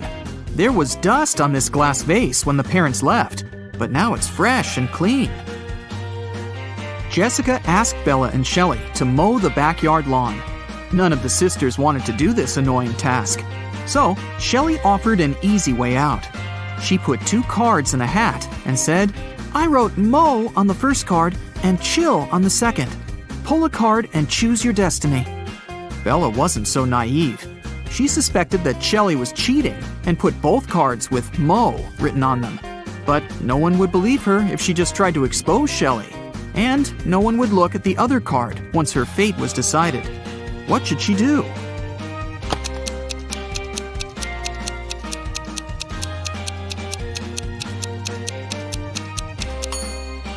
When asked to draw a card, Bella should pick any and destroy the paper without looking at it. In this case, to decide her fate, they'll have to look at the other card, which also says mow. And this will mean that Shelley should mow the lawn. Over a cup of tea, Bella bet Shelley $10 that she could convert her $50 into $100. Do you think Shelley should accept the bet?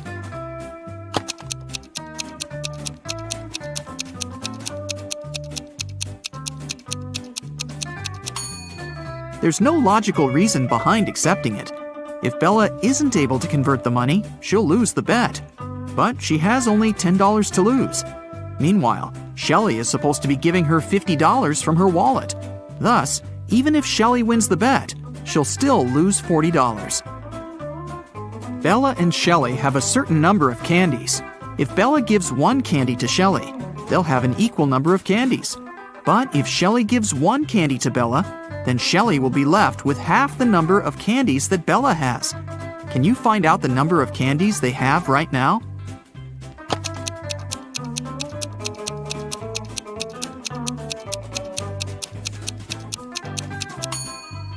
Let's use some math to figure it out.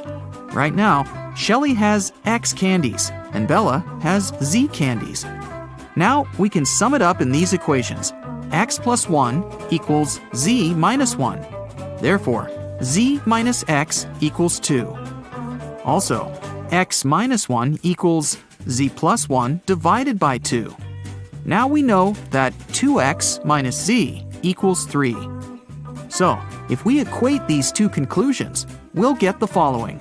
X plus 2 equals 2X minus 3. Now we know that X equals 5 and Z equals 7. Therefore, Shelley has 5 candies and Bella has 7 candies. Shelley was doing laundry and found out that her favorite t-shirt got torn. Can you count the exact number of holes in her t-shirt?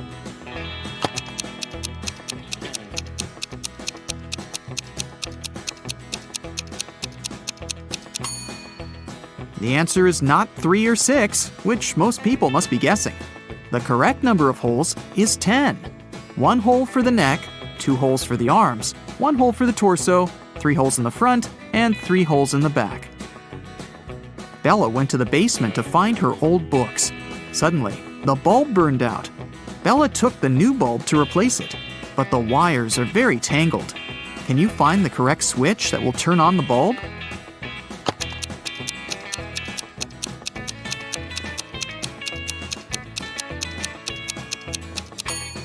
It's the red switch. The best way to get the answer is to start from the bulb. It's been a long day. Bella finally went to sleep.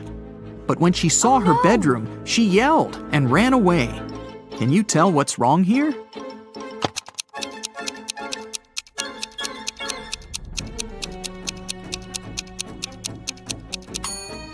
Did you notice this zombie? Bella ran to the living room and shut the door. Is she safe here?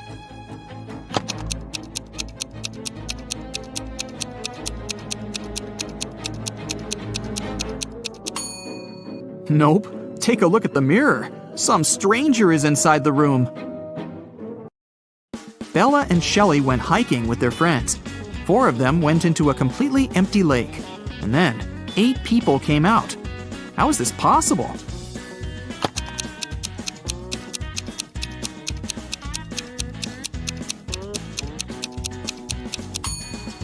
Four people were sitting on the shoulders of the other 4 when they were getting inside the lake. The guys made a stop to have a picnic. They began to play football. During their play, Bella's boyfriend, Rob, busted his lips and ears and broke a couple of ribs and thighs. However, he still managed to play a professional match the very next day. How can this be possible?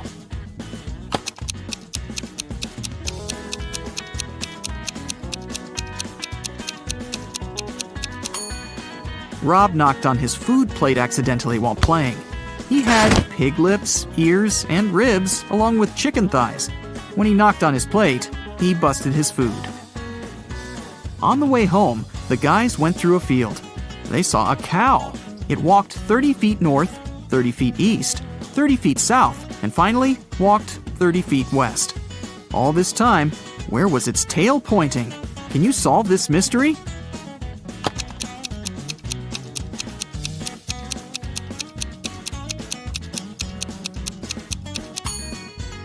Downwards, of course.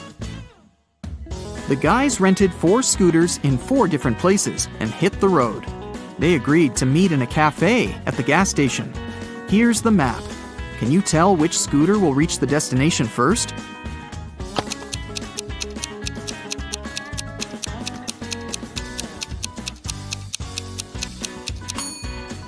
The third one. Bella and Shelley were trying to get the perfect gift for their father's birthday. Finally, they found this beautiful vintage watch, but they couldn't afford it. The seller offered them a deal. "Solve my riddle, and I'll make a 90% discount." The sisters agreed. The seller took out a $50 bill and asked, "What's the easiest way to double my money?" Can you help them solve this mystery?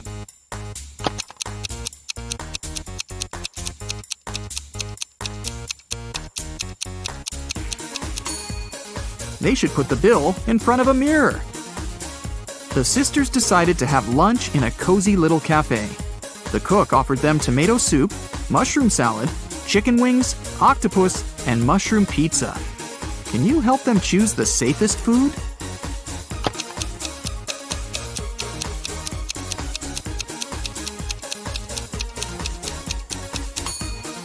There are mirror shards in these chicken wings. Probably not the healthiest option.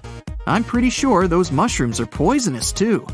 This octopus is still alive, and this soup must be several weeks old. So, Bella and Shelley should choose the mushroom pizza.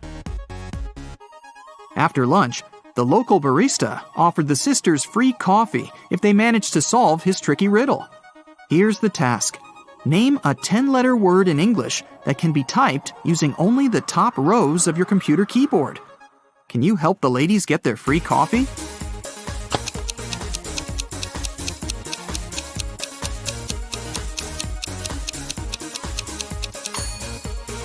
And the correct answer is typewriter. Great job! Shelley got a job at a restaurant. One night, a cook, a cobbler, and a doctor went to dinner together and asked Shelley to split the bill equally among them. When the bill arrived, it was for 4 people. How can this be possible?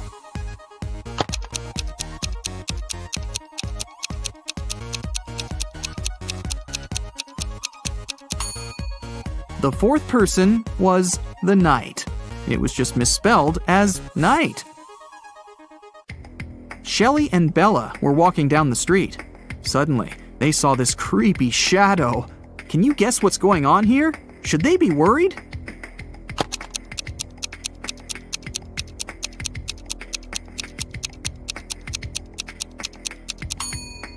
Nope, it's Halloween. The guy is just walking around and scaring people in his witch costume. See, he's wearing sneakers. Shelley and Bella saw this mysterious magic shop sign and decided to go get some tarot readings.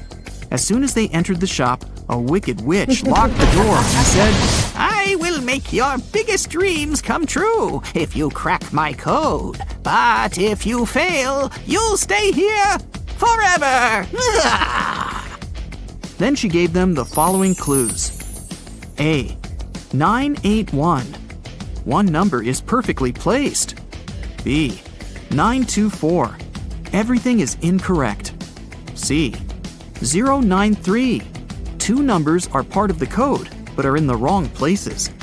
D. 147. One number is part of the code, but is in the wrong place. E. 783. One number is part of the code, but is in the wrong place. Can you help Shelley and Bella?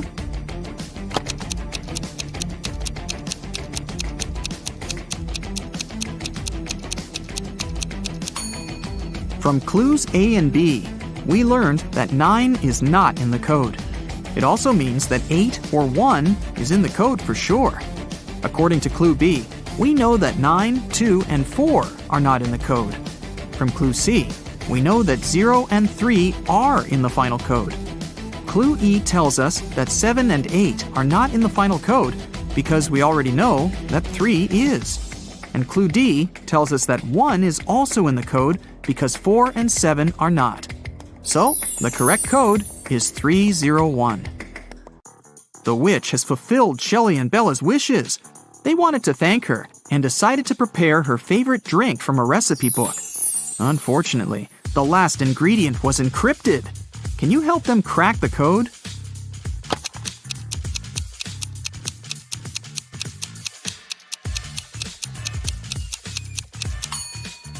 They should add a tear of a triton.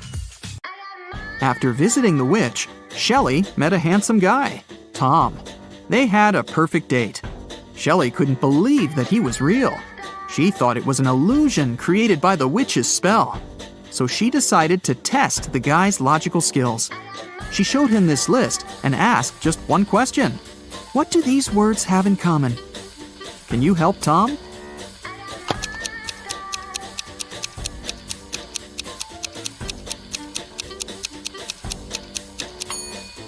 If we remove the first letter of each word and place it in the end, you'll be able to read the same word from the beginning and the end.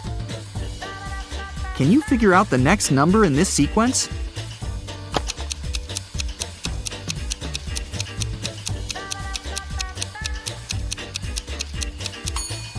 It's 2.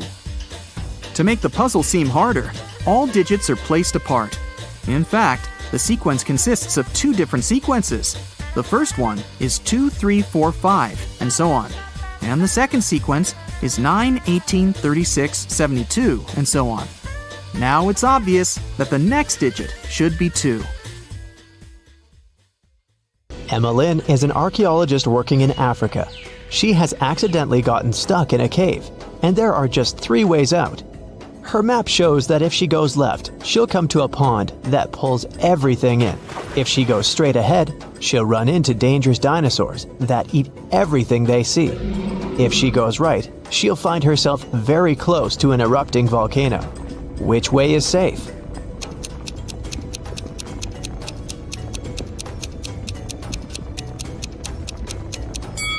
The road leading ahead. Dinosaurs went extinct millions of years ago. It was Dana's birthday, and her best friends had prepared a gift for her. But first, the girl had to find it. They gave her a note with a hint. Do you know how Dana can read it?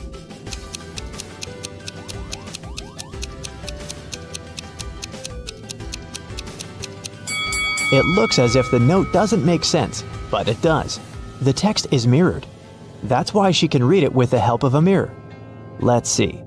So it says, "Your present is in the laundry basket in the basement." Cheryl had to sneak into her dad's computer to delete some emails she had accidentally forwarded him. Her dad had memory problems, so luckily for Cheryl, he always left notes with his passcodes. And indeed, one of such notes was right on his desk. Cheryl typed in 6989. Unfortunately, this passcode was wrong. Can you figure out the correct one?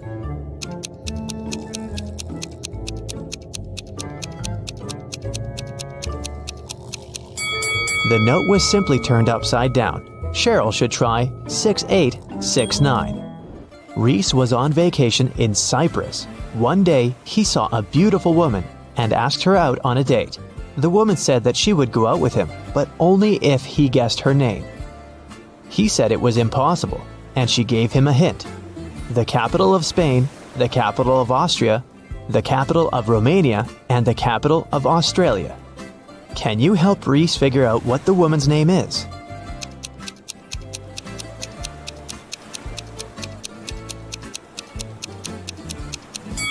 The capital refers to the capital letters of these countries' names. So, S, A, R, and A.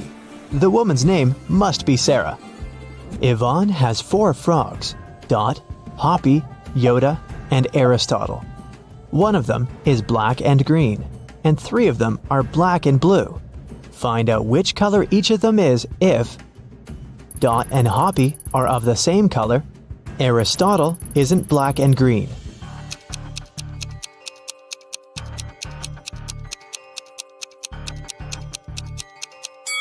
If Dot and Hoppy are of the same color, then they must both be black and blue, since there's only one black and one green frog. If Aristotle isn't black and green, then it's black and blue too. So Yoda is black and green. Honor and Alea are identical twins.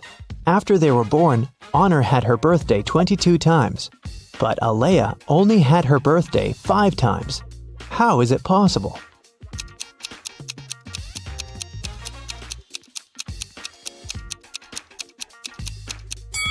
They were born on a leap year.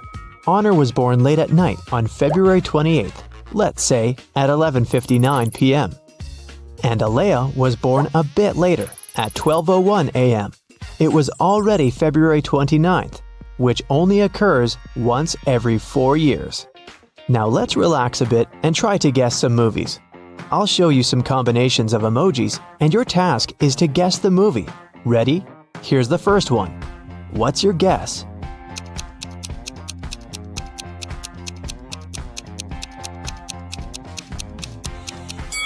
Of course, it's everyone's favorite, Edward Scissorhands. Okay, here's the next one. You must know it.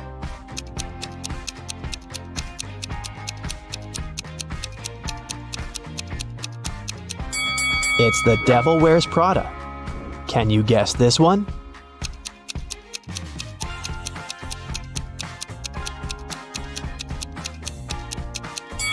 It's $1 Million Baby. Moving on. You just can't get it wrong.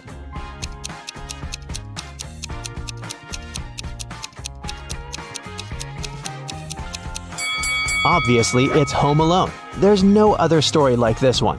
Can you guess this movie?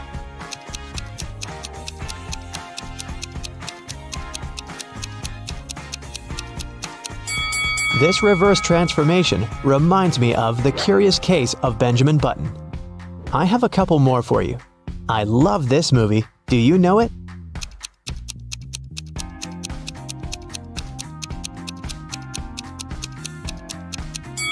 It's Interstellar. And how about this one? What's your guess?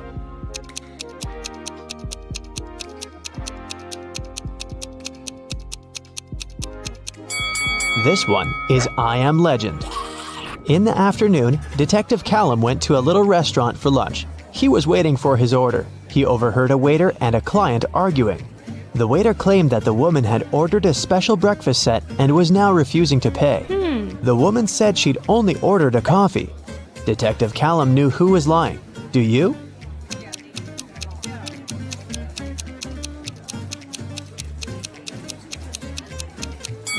It's afternoon.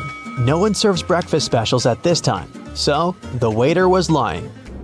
Miss Vidges called the police and reported that someone had broken into her house, tied her up, and robbed her. When police officers arrived, the house was a mess, and the woman was indeed tied to a chair. Still, the officers didn't believe that it was a real robbery. Why?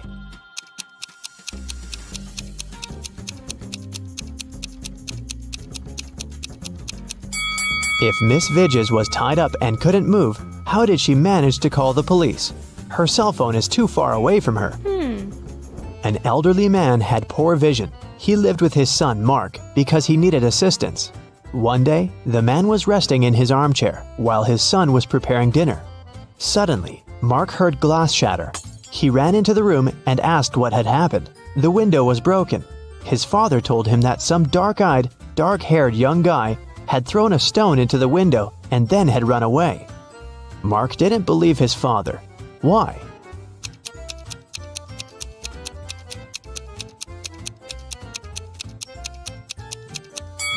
The man had poor vision. He couldn't see the boy, and of course, he couldn't figure out the color of his hair and eyes. Miss Nebula Hayes left for vacation. While she was away, her home office got robbed. All the people whose fingerprints had been found in the office were interrogated. Celeste, Nebula's cousin, said that she'd been to the house just once because Miss Hayes needed her to send her a document from her office. Alyssa, the gardener, said that she'd been coming every third day to take care of the garden and plants. Cash, the cleaner, said that he'd come every Wednesday to clean the house. Who robbed the office?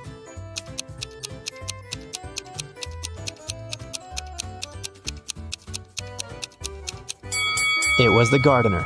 Celeste and Cash had some reason to be in the office, so their fingerprints aren't that suspicious. But why would Alyssa come there? As you see, there are no plants in the office. In a VIP club, a rich lady was robbed. Someone stole her diamond necklace. The police visited 3 main suspects and interrogated them. Paxton said that he'd been at the party. He even knew what necklace they were talking about, but he had nothing to do with the theft. Reagan said that she hadn't noticed any necklaces. Gaia said that she hadn't been to that party. She was too poor to afford to go to such clubs. Who's the criminal?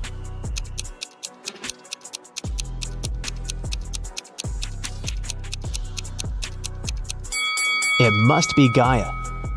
She said that she was poor, but look at her huge house and her fancy car. How can she afford all this if she's poor? Let's take a little break and check how attentive you are. Look, here's a ball and 3 cups. I'll put the ball here, in this cup in the middle. Your task is to watch the cups and then tell me where the ball is. Ready? Go! So where is the ball?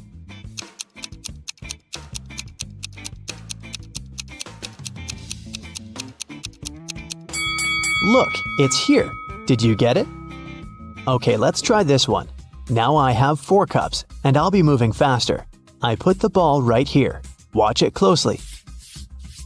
So where do you think it is?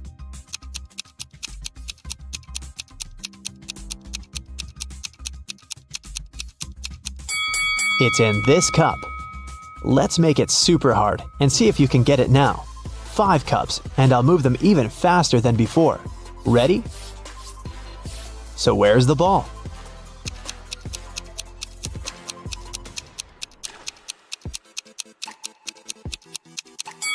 It's right here. Chloe opened her locker and found an envelope. Inside there was a calendar and a note asking if she wanted to go to the prom. The note wasn't signed. There were just several numbers at the bottom. 25, 30, 24, 11, 26. Can you help the girl figure out who asked her out?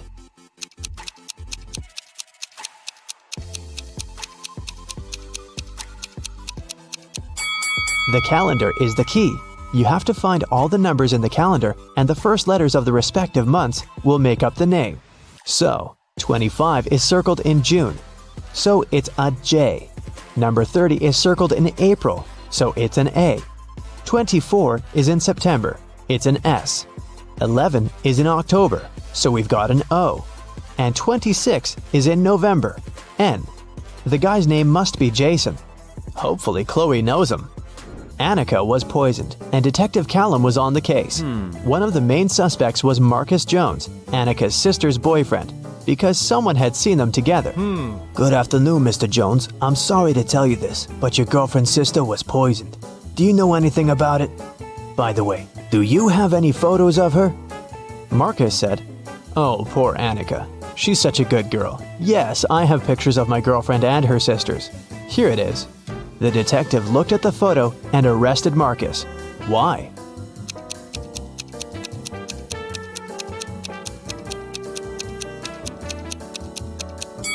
In the picture, there are 4 girls. This means that Marcus's girlfriend has 3 sisters. Still, Marcus somehow knows exactly which one of them was poisoned. It was midday. Kaylin was exploring a big local forest. She found an abandoned mansion and entered it. The door closed behind her back and wouldn't open. Oh no! Kaylin got trapped inside. There were 3 other doors leading to freedom, but there was a catch. Behind the first door, there was a huge pit that would take her miles underground. Behind the second door, there was a magnifying glass that concentrated sunlight and burned everybody and everything that entered. Behind the third door, there was a hungry and dangerous lion that would eat anybody and anything that entered. Uh-oh. How can Kaylin escape?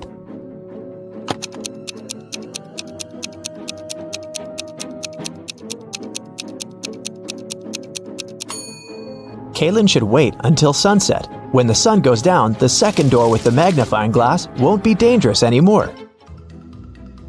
Amelia, Belle, Chloe, and Della are identical quadruplets who always prank people. One day, one of the girls' teachers had to let Amelia leave the class early. She had a doctor's appointment, but the woman wasn't sure which girl was Amelia. The quadruplets had decided to help her. Here is what they said. Amelia is one of the girls standing in the middle. No, Amelia is one of the girls standing on the sides. I'm Amelia. I'm not Amelia. 3 girls lied and 1 told the truth. Who is Amelia?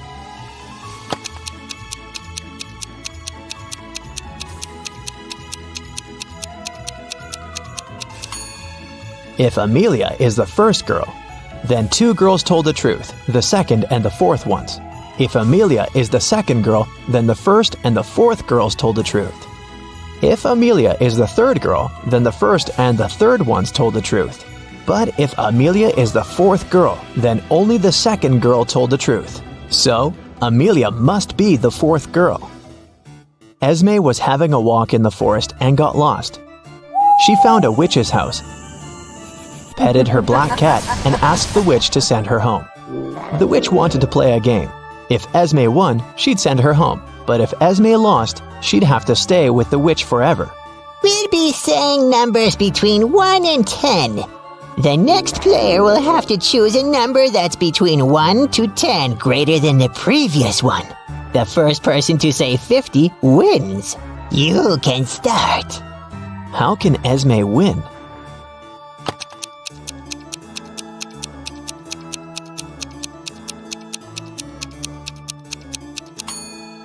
If she wants to say 50, she needs the witch to say a number between 40 and 49. So, before 50, she has to say 39. If she wants to say 39, the witch has to say a number between 29 and 38. So, Esme has to say 28, and before that, 17, and before that, 6. So Esme must start with 6 and then say 17, 28, 39, and 50. Cassidy woke up in a dungeon and couldn't remember what happened to her. She needed to get out, but the door was locked and required a password. Can you guess what the password is?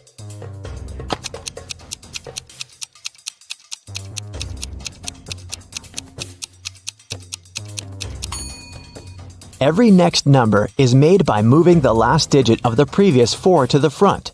So, the password must be 4728. Mrs. Davies is an elderly lady telling a story of her life.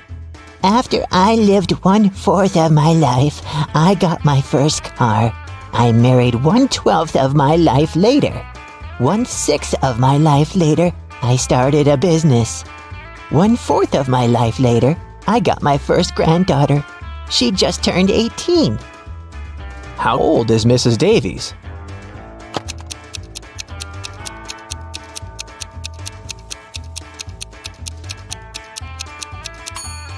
Let's say Mrs. Davies is X years old. 1/4 of her life, till she gets her first car, X is 4. Then we add 12 till her marriage. X till opening her business, 4 till the birth of her granddaughter, and finally 18 years from then till now. It should all be equal to X. If you solve this equation, you'll figure out that X is equal to 72. So, Mrs. Davies must be 72 years old. Esme was walking in the forest, and you know what? She didn't get lost this time. She knew how to get home, but the other road led to the witch's house, and the girl recently came up with a cool riddle for the witch. So, Esme decided to pay her a visit. She offered a deal. If the witch couldn't solve her riddle, Esme would get her cat. The witch agreed, and Esme gave her a square piece of paper, 4 inches by 4 inches, with a total area of 16 square inches. Turn it into a square with a total area of 8 square inches without a ruler. How can the witch do it?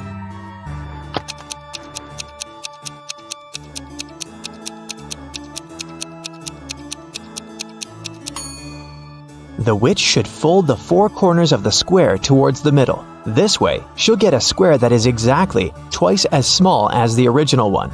Apparently, the witch gets to keep her cat this time. There's a box filled with balls of different colors, 5 red ones, 8 blue ones, and 11 purple ones.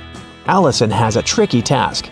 Blindfolded, she has to keep picking up balls until she's sure that she has balls of at least 2 different colors.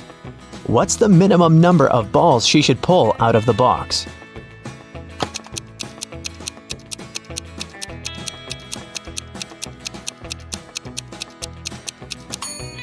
In the worst-case scenario, Allison will be picking up balls of the same color until there are no more of them left in the box. The majority of balls are purple, so if she picks up a purple ball every single time, it'll be 11 balls. And only after that will she get a ball of a different color. So, she should pick up 12 balls. You can see 2 women in the elevator. One works in this building, while the other came here for an interview. Can you guess which one works here?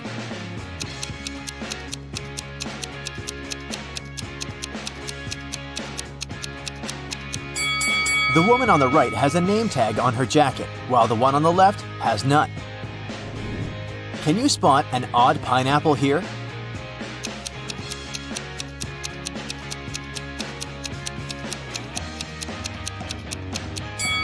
It's this one in the corner. It has 3 leaves, while all the rest have 4. Okay, let's make it harder this time. Do you notice anything weird in this picture? Hurry up! A tap coming right out of the tree doesn't look right, and a purple coconut looks sort of off, right? You've got 3 desserts before you, but only one of them is safe to eat. Can you choose the right one?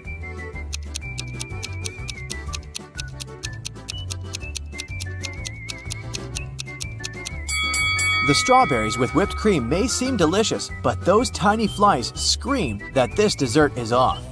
Next, you've got a muffin, but there's a worm in the cherries on top of that muffin. So, ice cream is the safest option.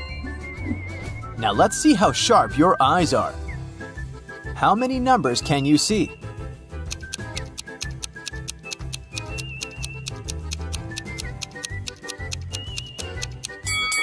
The numbers on the screen are 1, 2, 3, 7, 5, 0, 8, 6, 9. Look at these 3 paintings and try to tell which one is fake.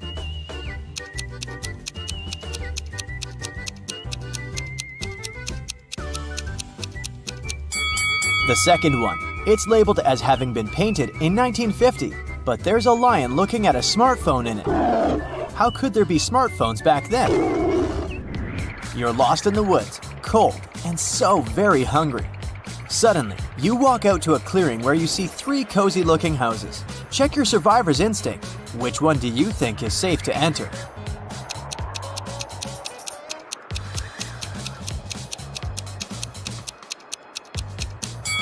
The house on the left has a big lock on its door, and its windows are boarded up. There's just no way you can get in. The second house looks safe at first glance, but look at the snow. Bare footprints are leading to its porch. It wouldn't be nice to become a dinner for a hungry bear now, so your safest bet would be the third house. Who's not very smart out of these 2 guys?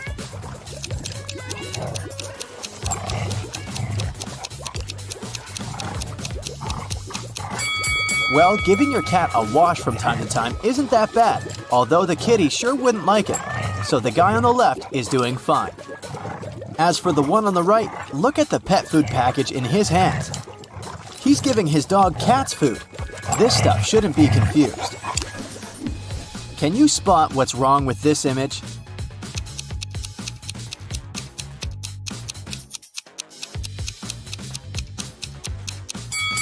The woman sitting in the armchair has 2 different slippers on her feet. The painting on the wall seems to be from 2 different time periods at once. There's a Victorian-era man with a digital camera hanging from a strap on his neck. Which of these 3 pictures has something wrong in it?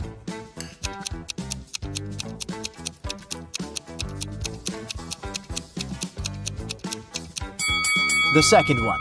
The girl in it is eating her soup with a fork. One of the kids in the picture snuck out of the bedroom through the window at night and came back. Who was it?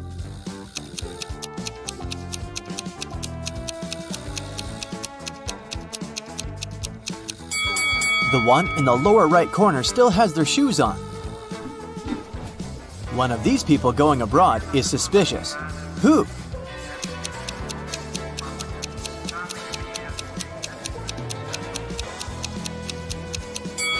The woman on the right is going to Indonesia, but she's got a warm coat and a scarf packed in her suitcase. Are you willing to bet who's going to win in this rope pulling contest?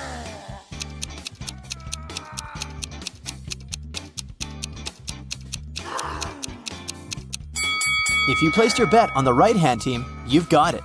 There's more than one person on their side. They're just hidden outside the frame.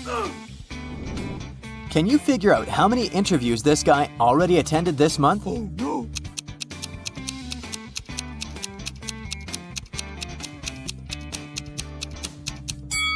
He's done 5 out of 6. There are 6 post-it notes on the calendar, but a little movable square indicates the current date is on the 26th. His next interview is on the 28th. This room has something wrong, but I can't see it. Can you?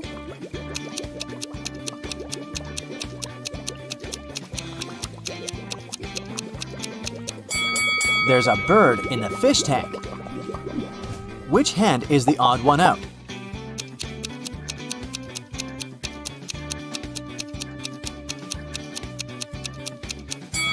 It's the third one, the only right hand here.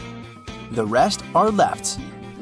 There are 3 people in the science lab, but one of them is not who they want the others to believe they are. Who is it?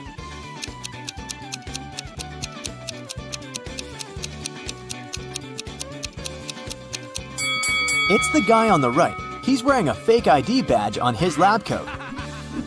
This hall is full of extravagantly dressed guests, but one of them is more extravagant than the rest. They're a ghost. Can you spot them?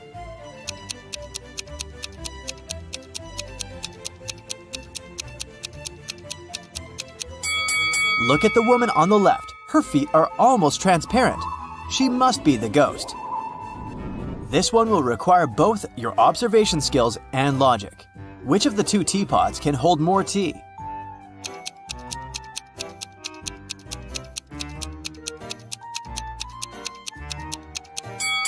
The one on the left is taller, but the one on the right is broader, so they can hold an equal amount of tea. Still, the taller one also has its nose at the same level as the broader one, which won't allow it to be filled to the brim, so the right teapot can hold more tea. Which one of these three people came to this cafe not alone?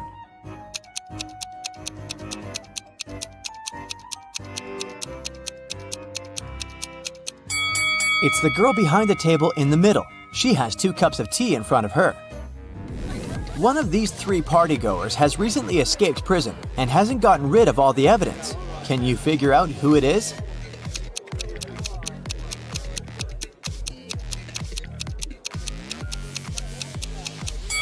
It's the guy on the right. He still has handcuffs hanging from one of his hands. An art exhibition owner has sold a painting to a private collector. He said it was a work of an unknown 18th century artist. But the next day, the disgruntled buyer returned the picture to the exhibition owner and demanded his money back. Can you tell why by looking at the picture?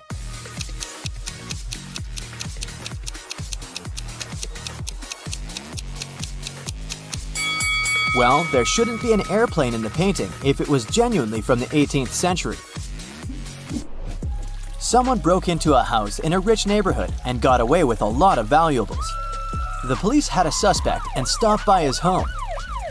The suspect said he hadn't left his home since the day before, but the police officers knew he was lying. Can you guess why?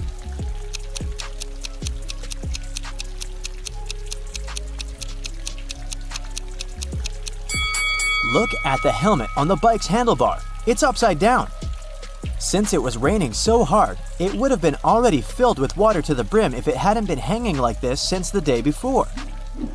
A police officer approached a man sitting in a car parked next to a hotel's front door and issued a parking ticket.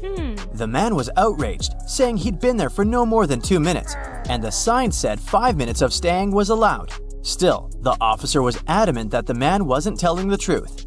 Why?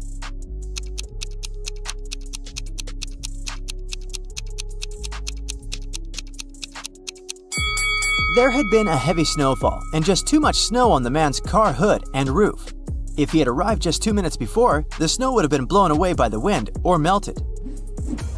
There are 3 passports before you, but only 2 of them are real. Which one is fake and why?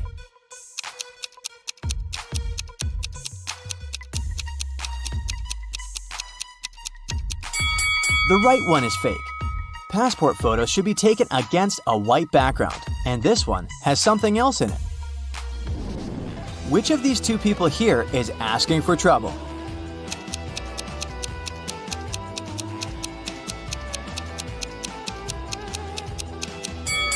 Surfing is not the safest of sports, but if this girl is a professional surfer, she's fine. The man with loud music coming out of his speaker isn't safe though. Loud sounds such as shouting or music can cause an avalanche in the mountains.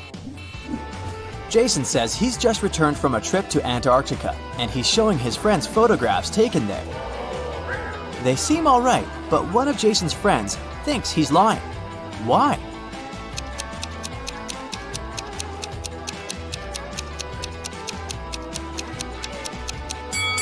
Look at Jason's face. He has tan lines from the sunglasses. Look at these 2 people. Can you guess which one of them is just dressed up and is not a woman in reality?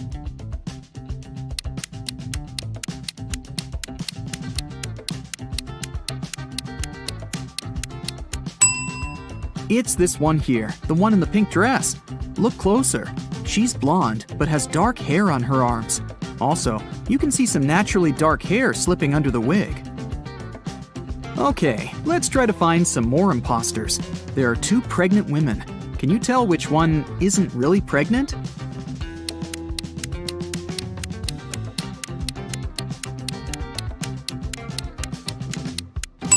It must be this one. She has a big belly, but her choice of high heels is very questionable. Look at these 2. One of them is a mummy that escaped from ancient Egypt. Don't ask me how, it doesn't really matter. Just find the mummy. What's your choice?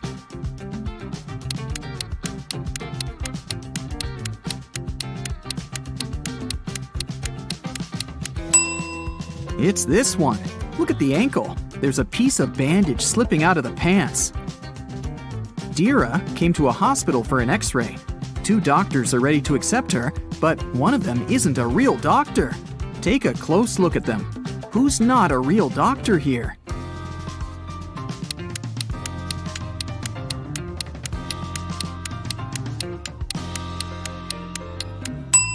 It's this man here. See, he looks nothing like the person in the photo on his badge. He must have stolen the uniform. Mrs. Cook left for a business trip, and 3 of her daughters stayed at home by themselves. When Mrs. Cook returned the next day, she found her car crashed. Obviously, one of her daughters had taken it and had crashed it by accident, but none of the 3 took the blame. Sage said that she hadn't left the house. Leora said that her friend had picked her up for school that day. Amaya said that she had taken the bus. Who crashed the car?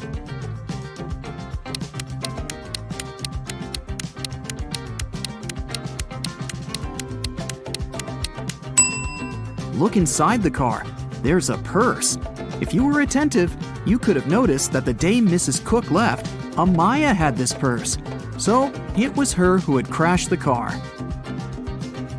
Naya woke up on a Saturday morning after a long and hard week. She was very hungry, so she decided to make herself breakfast. Naya had a dozen eggs. She broke 3 eggs, fried 3, and ate 3. How many eggs are left?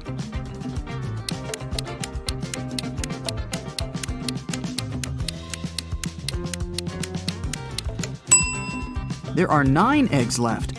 Naya broke, fried, and ate the exact same 3 eggs. Esme was walking through the forest and got lost.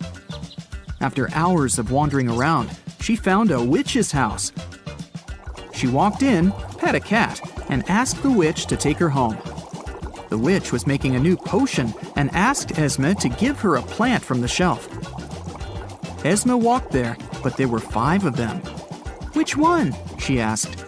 Not the one right in the middle, and not the smallest one. Also, don't take the one that's next to the pink flower. So, which one does she need?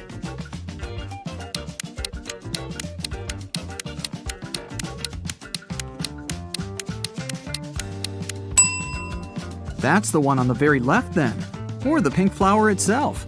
But in that case, wouldn't the witch just say so? Probably. She seems satisfied, so Esme is going back home this time. Mova was in a local park and noticed a purse. Someone must have forgotten it, so she took it to Lost and Found. They accepted it and said they would give it back to the owner. At the end of the day, 3 women came in and demanded the purse back, each stating that the purse belonged to them. Take a look inside the purse and decide to whom it really belongs.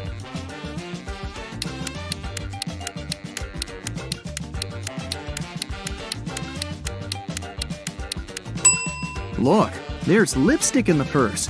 There's just one woman who's wearing lipstick of the same color, and it's this one. So the purse must belong to her. Let's stick around in Lost and Found for a while. There are more things to give back to their owners, like this wallet, for example. There are 3 people claiming that it belongs to them, but which one is the real owner?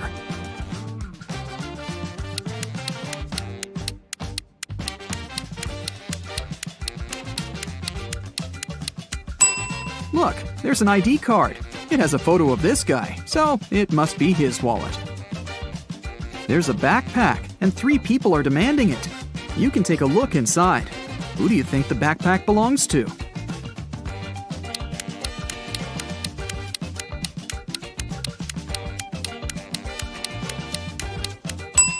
There's a jacket that matches this girl's trainers perfectly. It must belong to her. Can you pick the owner of this purse out of these 3 people?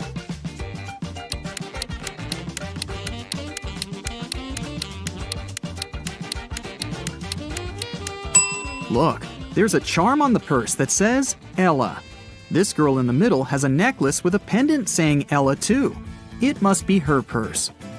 During the math class, Mrs. Stevens had a task for the students. They had to say what was 3 plus 3 times 3. 2 people raised their hands, and she asked both.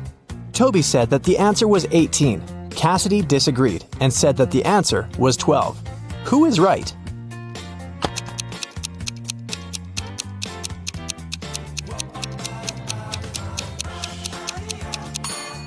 Cassidy, the multiplication is always done first, so we multiply 3 by 3, that's 9. Then we add another 3 and get 12. It takes Genevieve 12 seconds to cut one loaf of bread into 5 pieces. How much time does she need to cut the same loaf into 6 pieces?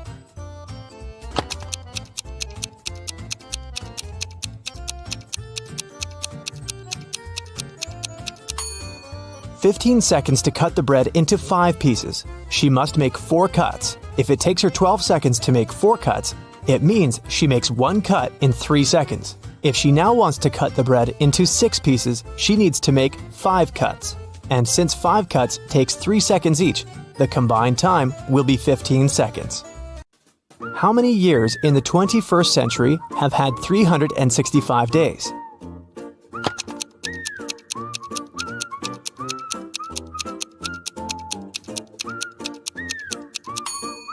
Some of the years did have 366 days, and still, all of the years have had 365. So starting with 2001, it's been 20 years by now. No time to explain, but Tim needs to break into his mom's computer. The problem is that he doesn't know the passcode, but here's a hint. What's the passcode?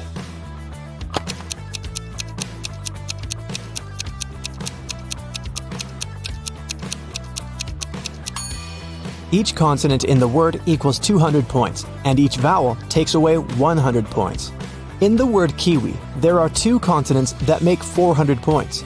2 vowels take away 200 points, so the passcode is 200. Lucas and Liam went for a walk. They found a cool tree and decided to climb up to the top of it. Who is less smart?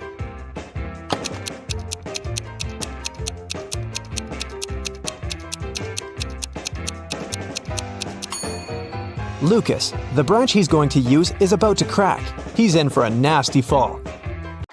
Michael and Logan are bloggers. To boost their popularity, they decided to take selfies in dangerous places. Michael is taking a selfie while surfing a huge wave, and Logan is taking one standing on the edge of a bridge. Who is in greater danger?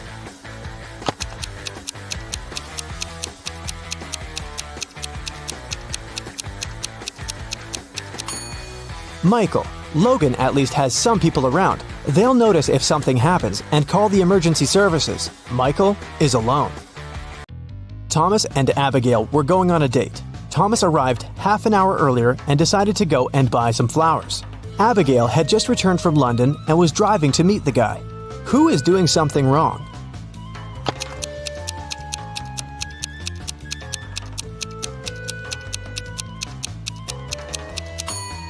Abigail. She's driving on the left side of the road. Elizabeth and Melanie are getting ready for a barbecue party in the garden. Elizabeth is cooking and Melanie is decorating the garden. Who is not smart?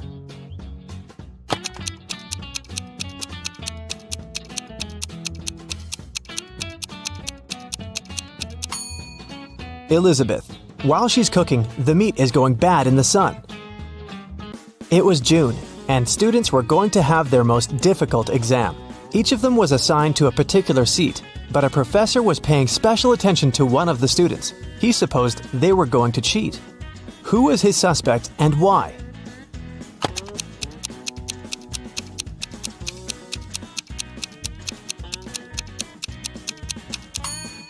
It's this blonde girl. In June, the weather is great, and all students are lightly dressed. And still, this girl is wearing high boots and a sweater with long sleeves. Ella got a new motorbike. She locked it in her garage and left for work. When she came back home and opened the garage, the motorbike was missing. The woman called the police. The officer interrogated 3 of her neighbors.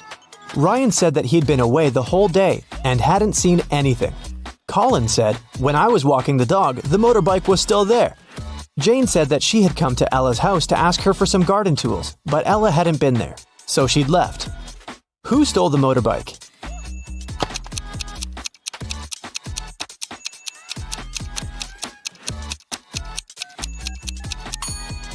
It was Colin.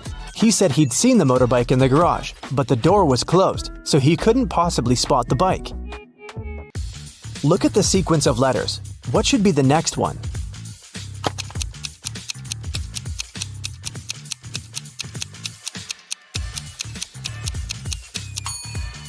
Each of these letters is the first letter of some day of the week.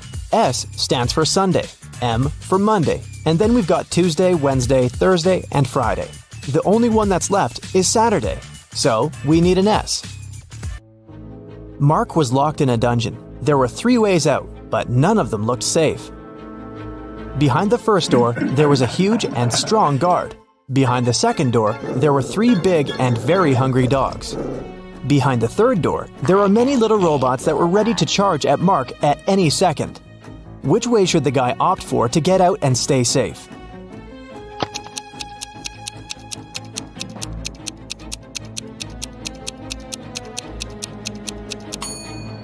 I'd say the third one.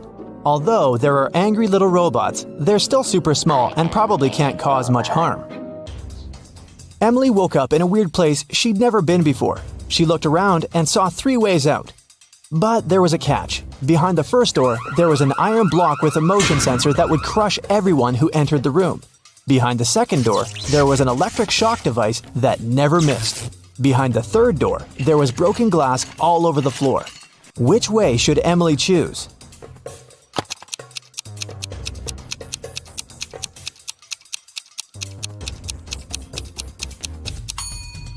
She should pick the third door. She's wearing boots, so walking on the glass is definitely not going to be too hard of a task for her. Stella called the police and said that her friend had been poisoned. She told them what happened.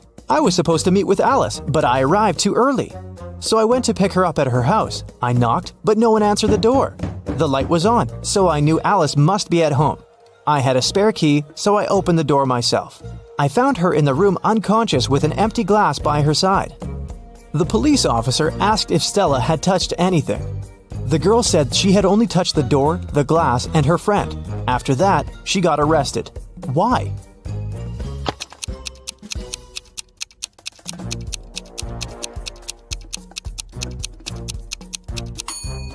She said the lights had been on, but she didn't say anything about touching the light switch. But when the police entered the house, the lights were off. Mrs. Donnell reported that she'd been robbed. She said, I was in the restaurant's bathroom fixing my makeup when someone approached me from behind and hit me on the head. I didn't see what this person looked like.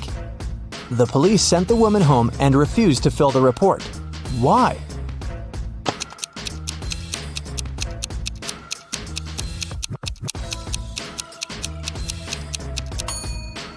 The woman was fixing her makeup. This means she was looking in the mirror. If someone had tried to approach her from the back, she would have definitely seen this person. But she said she hadn't. She probably made the whole story up. A cleaning man was washing the windows in an office building and fell from the 3rd floor. Everyone agreed it must have been an accident. Luckily, Detective Callum was nearby. Once he came closer and saw what had happened, he concluded that it couldn't have been an accident. Someone pushed the man out of the window. How did he understand it?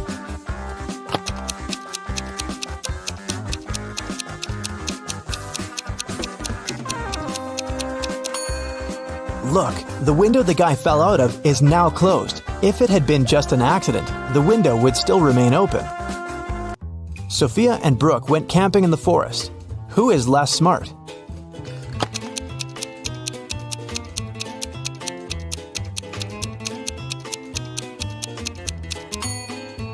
Brooke. Look, she's wearing heels. Nicole and Kate are late for work. They're both driving fast, breaking the speed limit. Which of them is in greater danger?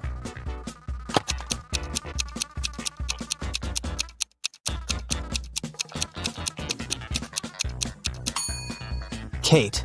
She has many things lying around in her car. In case of an accident, something is likely to hit her. Jessica and Margot are jaywalking. Jessica is listening to music and Margot is texting her friend.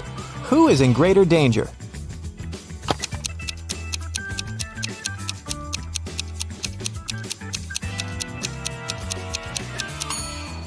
Jessica. Although they're both breaking the rules, Margot is doing it in a place where she can be easily noticed by drivers. And Jessica is jaywalking right where the road takes a turn. Drivers might not have enough time to react and stop. Allison and Maddie are doing housework. Allison is hanging the laundry outside, and Maddie is vacuum cleaning the basement. Who is less smart?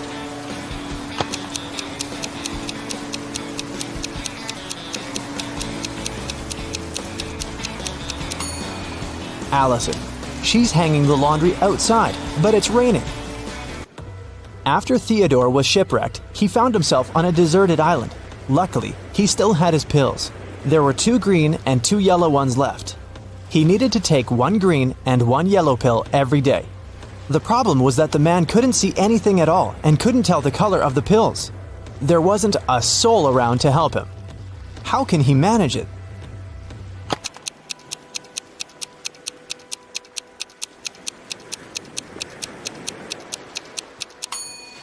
Theodore should break each of the 4 pills into half and eat half of each of the 4.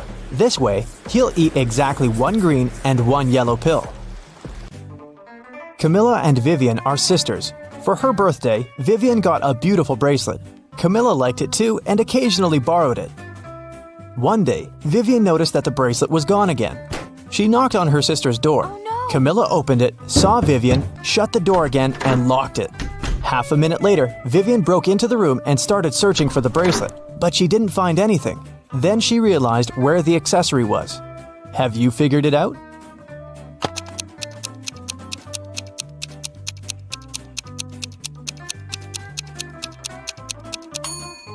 Vivian remembered that when Camilla first opened the door, she had her hair down, but now she has her hair up. She has put her hair in a bun and hid the bracelet there.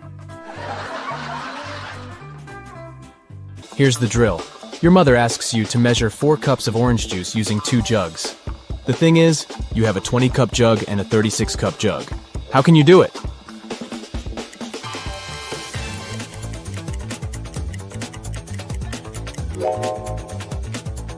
You need to start by pouring the orange juice into the smaller jug.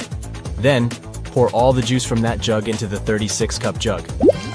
This way, the empty space from the big jug would give you 16 cups.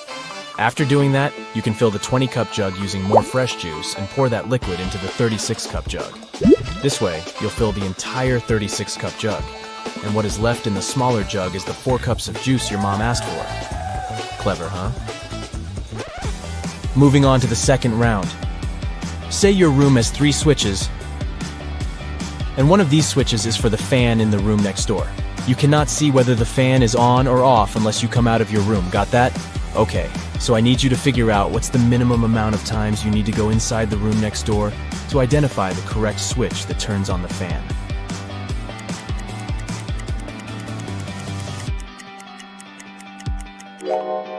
This is a little bit tricky, but here's the solution. The minimum amount of times you can go inside the room next door and still figure out the answer is 1. Imagine you turned on the first switch in your bedroom and left it on for a bit. As soon as you turn it off, you quickly turn on the second switch and run to the room next door. If the fan is rotating slowly and is about to stop, that means that the first switch is the one that controls the fan. If the fan is running, then the second switch is the correct one. And if the fan isn't moving at all, then it was the third switch all along. Did you manage to crack this one? Hey, nobody said this was going to be easy. It's a mock job interview for a top-notch company after all. The third round is even trickier than the one before. An interviewer might ask you to solve this riddle to understand your pattern-finding capabilities. Let's say you were asked to watch a 6-lane car track for the day. Your job is to spot the 4 fastest cars out of 36. How many races would you conduct to find that out?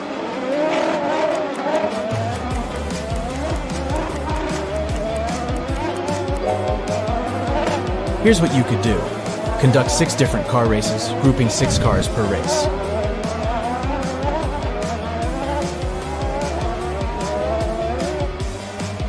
After you determine the winner of each of these races, you conduct another race with the 6 finalists. The winner of this race will be determined as the fastest vehicle of all. Then just place the second, third, and fourth cars according to how they performed in the last race. By the end of 7 races, you'll have figured out the 4 fastest cars out of 36. Good for you if you figured this one out. For this next riddle, you need to think logically and mathematically. A queen needs to hire a worker for 7 days to do a job for her. The queen pays in gold bars, but she must pay the worker every day at the end of his shift. If the queen is only able to make a maximum of 2 cuts in the gold bar, how can she pay the worker the correct amount of 1/7 of the gold bar at the end of each shift?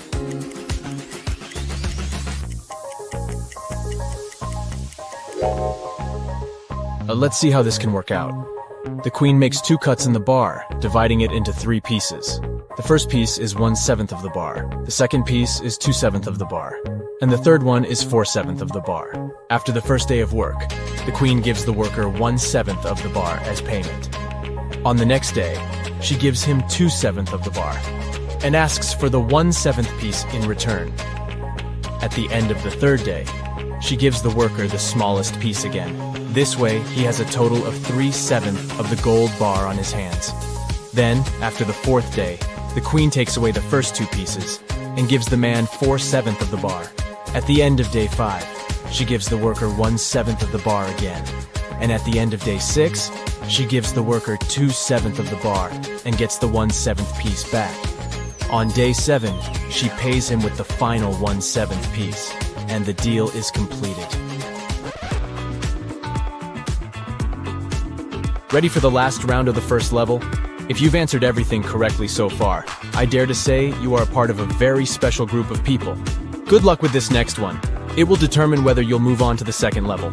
2 buses are driving toward each other at a speed of 40 miles per hour. They're separated by a distance of 40 miles.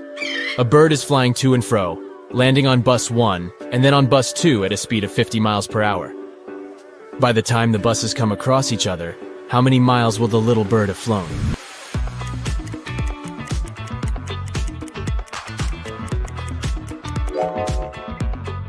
Math lovers, this one's for you. The first thing we need to find out is the time it would take for the buses to meet.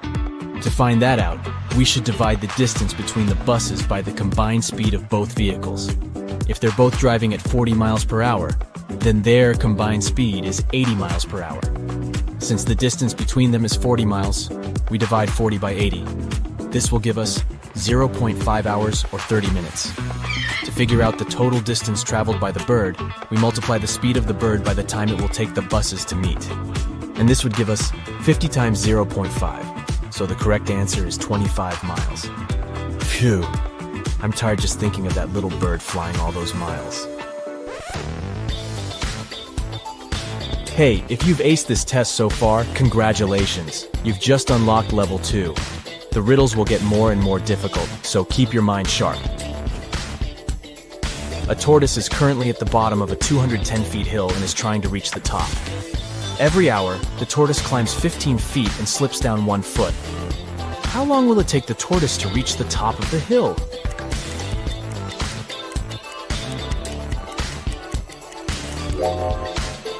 Here's the thinking behind this riddle. Every hour, our tortoise buddy climbs a total of 14 feet, right? Since it climbs 15 and slides down 1 foot. According to this, it will take the tortoise 15 hours to get to the top of that cliff, since 15 multiplied by 14 equals 210. This wasn't too bad, huh? Questions such as these ones allow interviewers to test your problem-solving abilities regarding numbers. You know, if you want to work at a space company, you should probably be very, and I mean very, good with numbers. This next riddle is one of Elon Musk's personal favorites. It's short, yet complicated. If anyone here dreams of becoming an employee at SpaceX, you better get this one right. Imagine you're standing on the surface of Earth. You walk 1 mile south, 1 mile west, and 1 mile north. You end up exactly where you started. Where are you?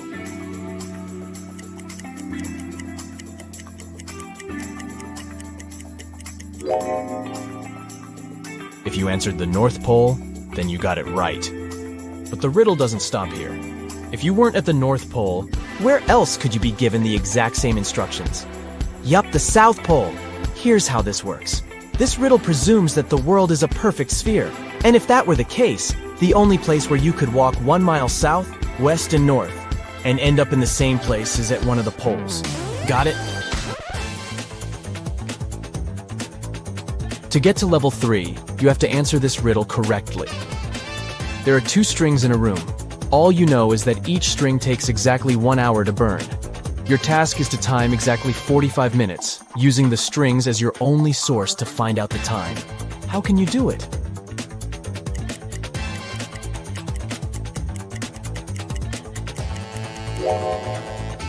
Here's how it goes. You should light both ends of the first string and one end of the second string. In 30 minutes, the first string would have burnt completely because it's burning twice as fast with both ends on fire. Then, you should light the second end of the second string. The second string would still have 30 minutes left to burn, but by lighting its other end, the rope will burn twice as fast, aka in 15 minutes. Voila! You've timed 45 minutes without the help of any clock whatsoever. Hey, Smarty Pants, you've just made it to level 3. If I were the interviewer, I would probably give you the job already. But just for the sake of it, be sure to answer everything correctly, okay? These final questions are way more job specific. As all questions in this video, they were used in real job interviews. So we're basically training you to ace your interviews. For example, if you were applying for a position at JP Morgan, this is the type of question you would have to answer. How many streetlights are there in New York City? Can you figure out the number before the time runs out?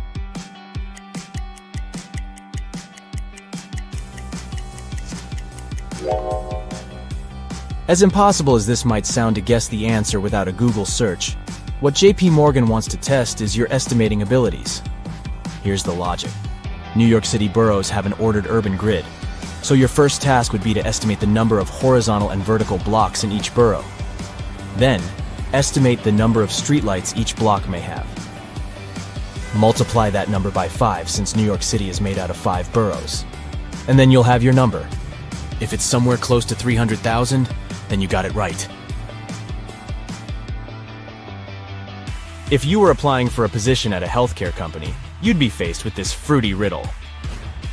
An apple costs 40 cents, a banana costs 60 cents, and a grapefruit costs 80 cents. How much does a pear cost?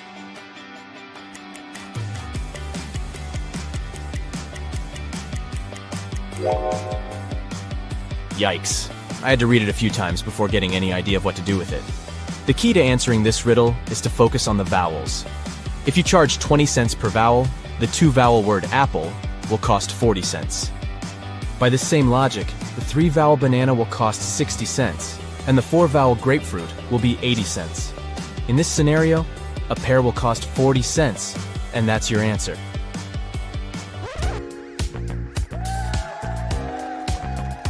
You've made it to the end of this test. Check your armpits. If you're sweating, that probably means you've done a very good job. To finish off, here's an interesting question a tech company asks their interviewees. How would you describe the internet to someone who has just woken up from a 30-year coma?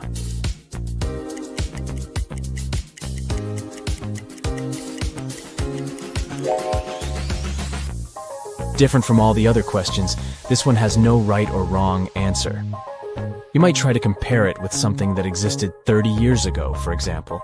Or you might just go into Spielberg mode and describe this near sci-fi world we are living in nowadays. Either way, I hope you've got the job.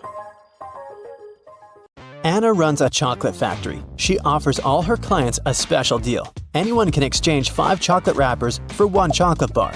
Robert spent 2 weeks collecting the wrappers and managed to find 77. Yeah. Can you tell what maximum number of chocolates he can get from Anna?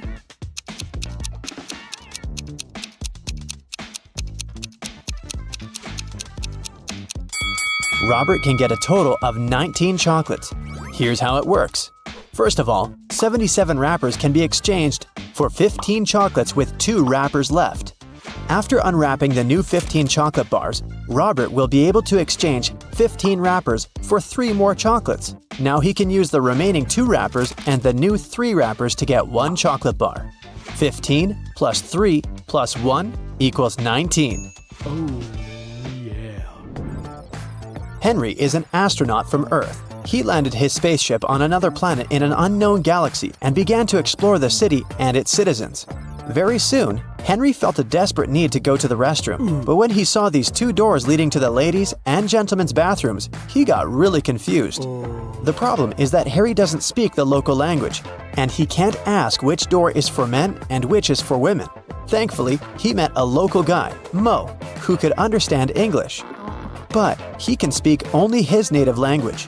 What 2 questions should Henry ask to figure out the right door?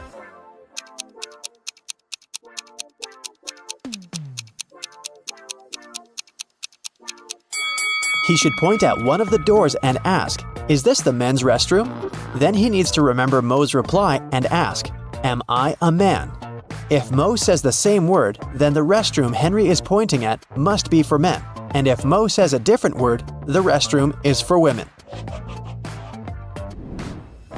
There were 9 candies in a box. 9 people took 9 candies, but 1 candy is still in the box. How can it be possible?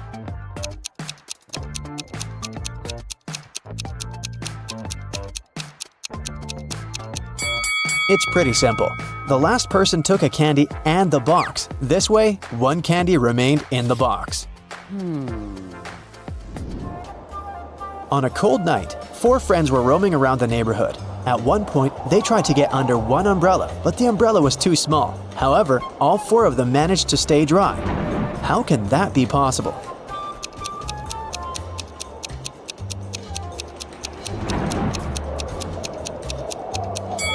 It's possible because it wasn't raining.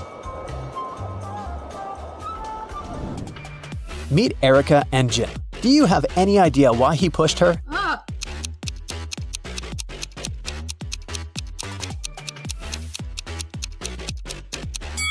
Because they're shooting a movie. Do you see that cameraman reflected in the window? Billy organized a betting game for his friends. According to the rules, he will place 2 candies, 1 yellow and 1 red, in a dark box. If the player picks the red candy, they will get $5,000. But if they pick the yellow candy, they will have to pay $500. Unfortunately, Billy's a liar. He put 2 yellow candies in the box instead of 1 yellow and 1 red. Billy's friend Wendy watched the players losing the game one by one. But when it was Wendy's turn, she won $5,000. How did she do it?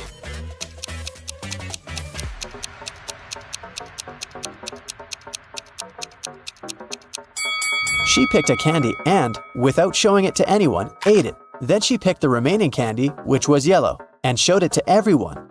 Billy had to admit that the first candy had been red. Otherwise, everyone would find out he was a liar. Nina went speed dating and met 3 handsome guys. The next day, each of the guys asked her out. Can you help Nina make the best choice?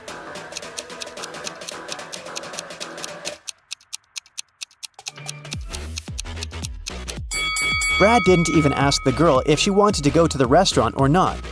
Besides, he's pretty rude and bossy. She barely knows Rob. It's not safe to go to his place alone, so Nina should choose David. He looks nice and polite. Hello. Amy has 2 strings. The only thing she can say for sure is that when you light one end of either string, it takes exactly 1 hour to burn. Can you help Amy measure 45 minutes with the help of the strings?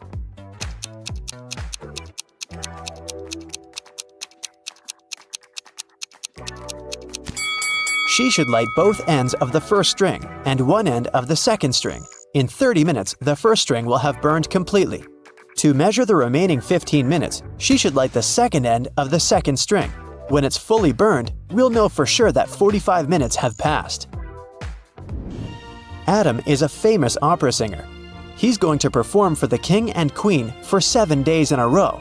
In return for his work, they should pay him 1/7 of a gold bar per day. Adam doesn't accept prepayments. He requires a daily payment, which is 1/7 of a gold bar. What's the fewest number of cuts they should make to be able to pay Adam each day?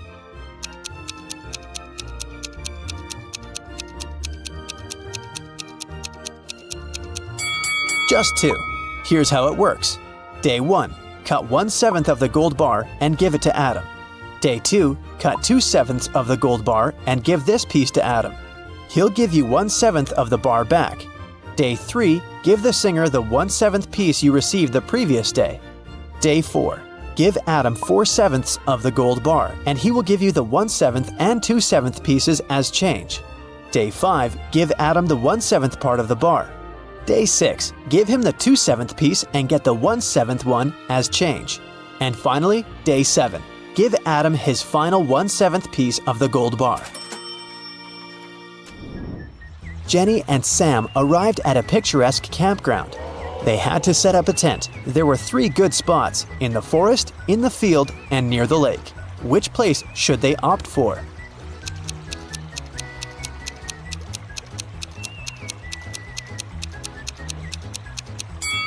The best option is to choose the field. Wild animals live in the forest. As for the lake, look, a zombie is hiding in the bushes over there. Probably not the best neighbor.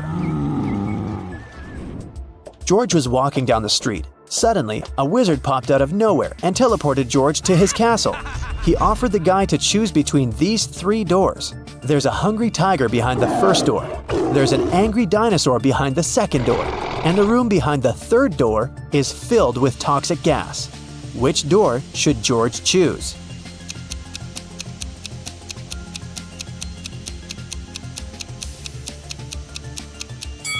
The second one. Dinosaurs went extinct millions of years ago. Jerry has an apple tree. The number of apples on his tree doubles every week. After 30 weeks, the tree is completely covered with fruit. Can you guess how many weeks the tree needs to get half covered with oranges?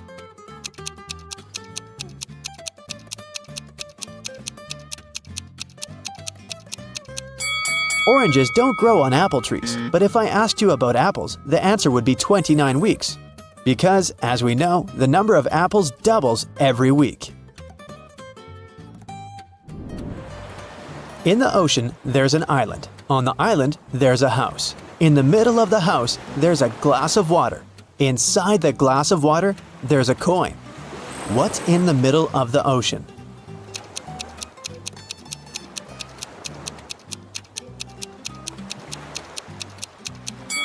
The correct answer is simple, the letter E. Harry went to a party. He liked these 4 ladies. He wanted to talk to one of them. Which one should he choose?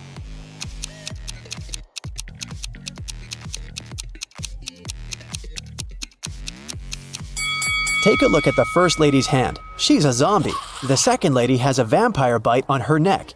She can turn into a vampire any minute and ruin the date. And the fourth lady is a ghost, so Harry should go and talk to the third lady. Hello.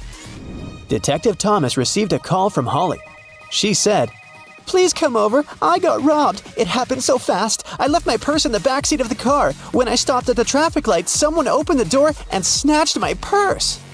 Detective Thomas hit the road and rushed to the crime scene. But when he saw Holly, he realized that she was a liar right away. How?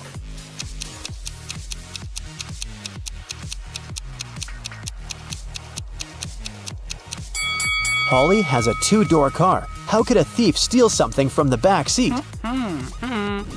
There are 3 houses. One of the houses seems very weird. Can you tell which one of them looks suspicious?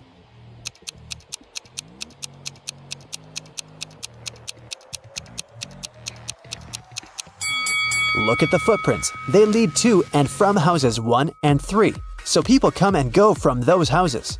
As for the second house, the footprints only lead in one direction, inside. People come in, but they never go out. Take a look at this messy floor. Can you count the number of laptops that you can charge with the help of these extension leads?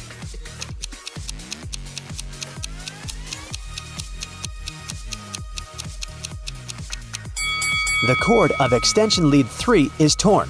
As for the second lead, one of its outlets is broken.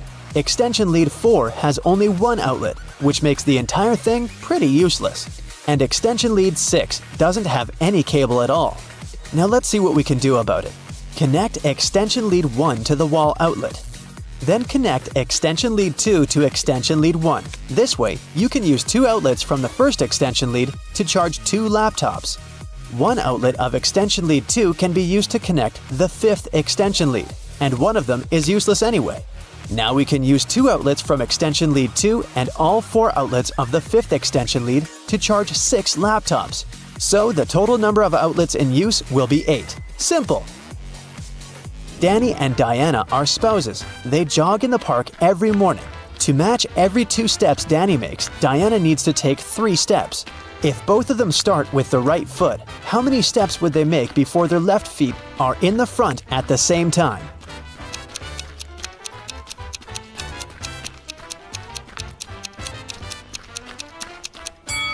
They'll never reach that goal.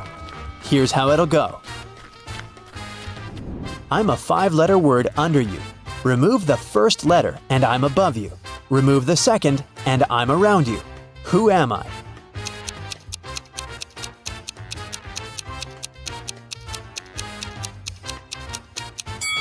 Well, have you managed to crack this riddle? It's a chair. Great job! Sam was walking in the mountains. He met a beautiful girl and spent the whole day with her. In the evening, he realized he didn't even know her name. He asked if he could take her out the next day. The girl agreed, but only if he guessed her name. Sam was upset, but luckily, the girl liked him too. She wrote something on a piece of paper. It was a hint. Can you figure out her name?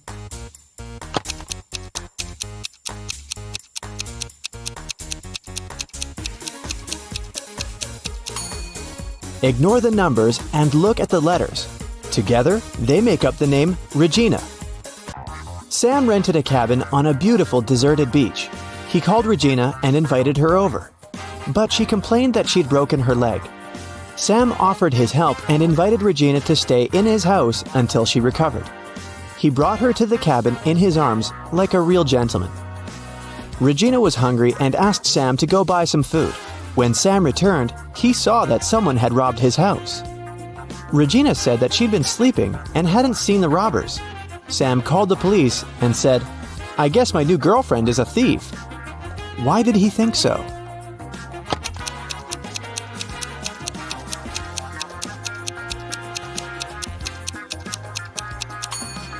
Take a look at the cast. At first, it was on the right leg, but now it's on the left one. The police arrested Regina. They also detained 3 suspicious men. Jake said that he'd been walking with his dog nearby. Bill said that he'd been taking pictures for his blog. And Fred said he always surfed on that beach. Can you guess which of them is Regina's accomplice in the robbery?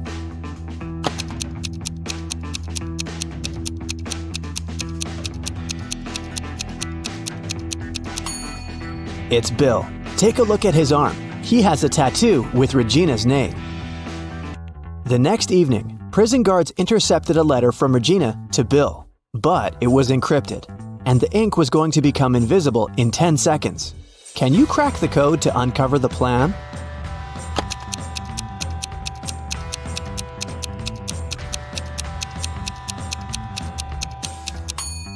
It says, "Escape tonight." Emily was walking in the forest and got lost. A few hours later, she found a creepy cabin and knocked on the door. A witch opened the door and invited the girl to come in. She was having a birthday party.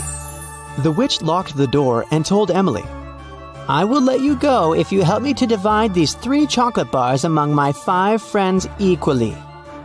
How can Emily fulfill this task and escape?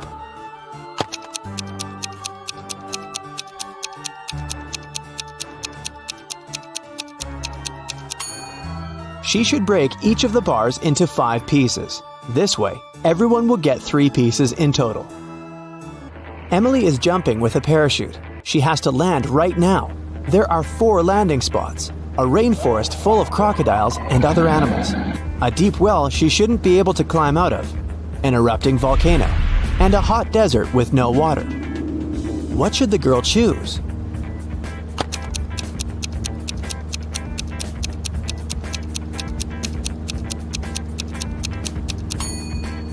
The last option. Look at the picture attentively. There's a city nearby. Emily met Sam online. They liked each other and agreed to meet in real life. Sam said he would be wearing a blue hat. When Emily arrived at the coffee shop, she noticed 3 guys wearing blue hats. They were standing facing away from her, so she couldn't see their faces. Can you help Emily figure out which one is Sam?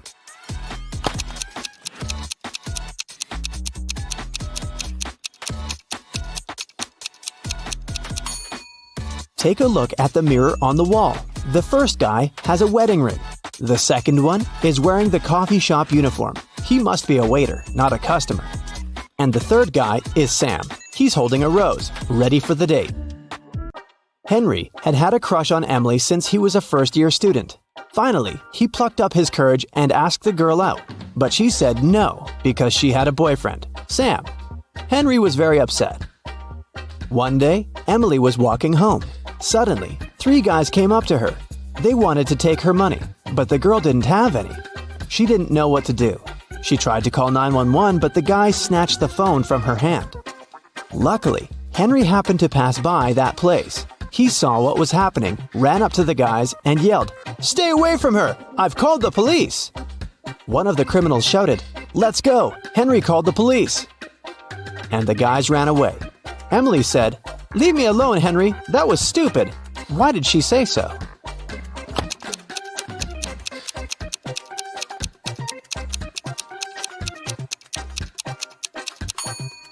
The girl realized it had been a setup. Otherwise, how would the guys know Henry's name? Sam wanted to give Emily a perfect gift for New Year's, but he absolutely had no idea what to get her. He decided to check out what she saved in her shopping cart on her laptop. When Emily went to take a shower, Sam sneaked into her room and turned on the computer. It required a password, but Sam didn't know it. Luckily, there was a note lying next to the laptop saying 7337. Sam tried it, but it didn't work. What's the password?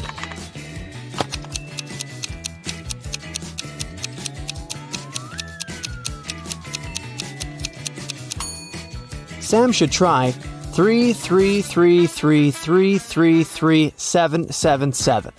Voila! Sam discovered that Emily was dreaming of having an electric piano. He went to a musical instrument store and bought the best piano he could get. On his way home, Sam realized that he'd forgotten his wallet at the cashier's desk. He returned, but the wallet wasn't there. The police arrived quickly and questioned 3 witnesses. The cashier said that she hadn't seen the wallet. Mike said that he'd come up to the cashier to ask about violins, but he didn't see any wallets. And Diana said that she'd been talking on the phone with her husband. Who stole the wallet?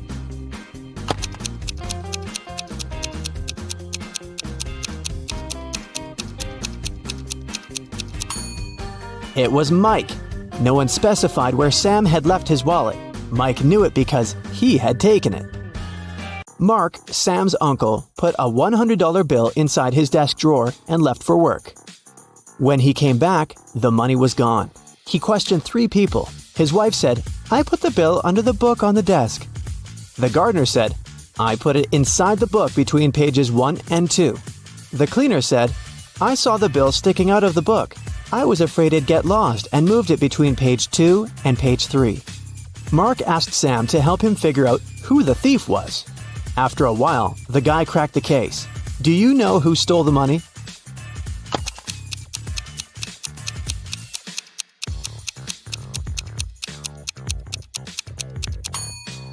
It was the gardener. Pages 1 and 2 are the opposite sides of the same sheet. Emily got a new job as a hairdresser. In the middle of her shift, her manager saw some hair strands on the floor and asked, "That's weird. Whose hair is this?" Look at the 3 ladies. Can you guess who this blonde hair belongs to?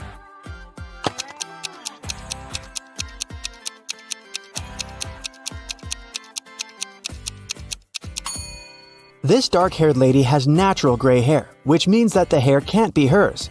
Look at this lady's backpack. She's a delivery worker, not a client. It means the hair on the floor belongs to this woman with blue hair. Emily gave her a haircut and dyed her hair blue. According to Emily's work contract, she has to do 4 haircuts, 2 hair dyes, and 3 stylings during one day. Each haircut costs $45. Hair dye is $70, and styling costs $20. Can you calculate how much she's earned today?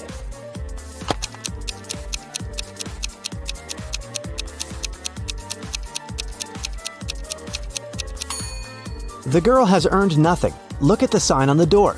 They're closed on Sunday. How can we make sure that today is Sunday?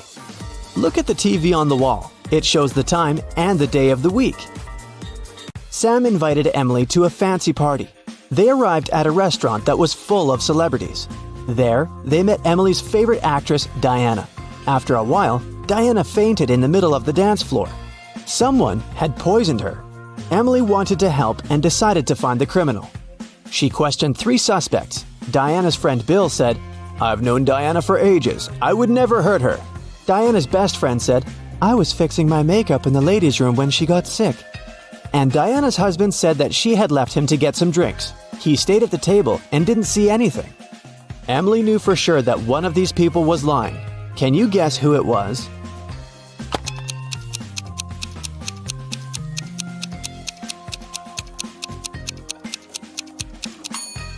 The best friend.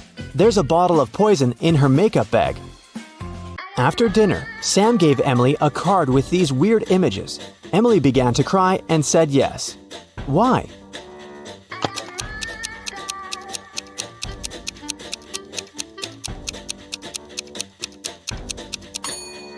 It's a rebus. It says, "Will you marry me?" Emily and Sam invited several friends to celebrate their engagement. Emily decided to prank the guests. She put a stick in a packet of hot sauce, and then she placed the whole thing inside of a cup. She served the drinks and turned her camera on to film the unlucky guest's funny reaction. Can you spot which cup is the dangerous one?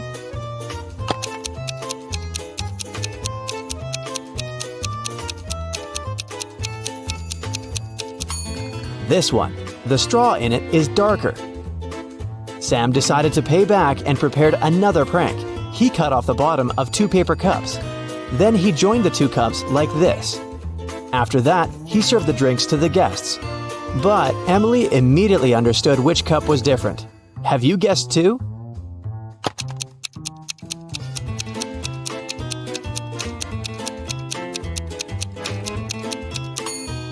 This one. It's a little taller than a regular cup. One of Emily and Sam's friends, Josh, made a good investment and earned $1 billion. He wanted to give the guys a generous wedding gift. But first, he decided to ask them to solve a tricky riddle.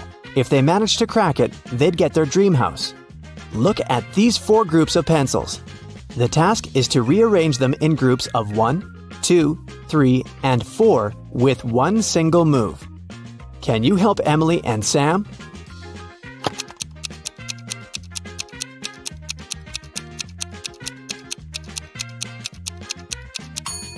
They should take the second pencil from these 4 and put it in here. Now they have groups of 1, 2, 3, and 4. Easy! Kennedy was the most popular girl at school, and everyone wanted to go out with her. One day, during a class, Aaron, a guy who had been having a crush on her for years, received a text from the girl. But the text was all messed up, and he couldn't read it. He sent a question mark, but Kennedy only replied with a "figure it out." Can you help Aaron read the text?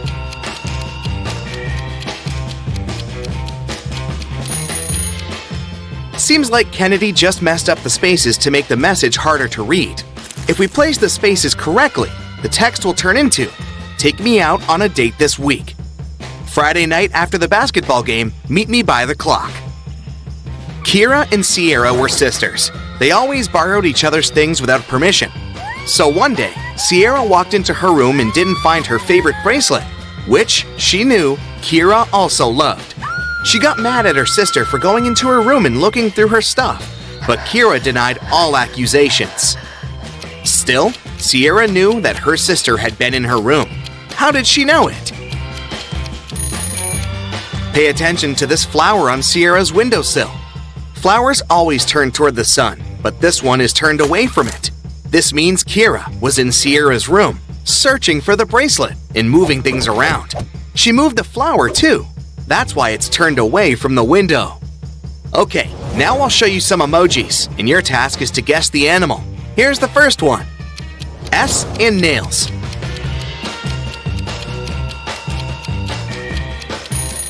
It's a snail, of course. What about this one? Do you have any ideas? B and ear. Sounds almost like a bear to me. Great job! Okay, here's another animal for you. Do you think you know what it is? Moon and key. Not sure about you, but I think it's a monkey. We're moving on, and here's the next animal for you. What's your call? Tie and gear. That's a tiger. Did you get it? This one is way too easy. Just hit it. Gold and fish. Goldfish, obviously. A fire alarm went off in a college and disrupted the end of semester exam. There was no fire, and after some investigation, it became clear that someone had set off the alarm on purpose. The police had 3 suspects. All of them had been spotted by a security camera on the underground floor near the fire alarm, shortly before it went off. Karis said she was a new student and had been looking for a bathroom. Carter said he'd been on the way to a lab that was on the underground floor. Olivia said she'd been exploring the building while waiting for her friend to be done with the exam. Who is guilty?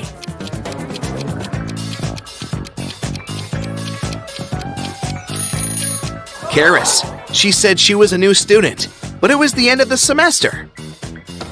Claudius was one of the Roman emperors. He was born in 10 BCE and became the emperor of the Roman Empire in 41 CE.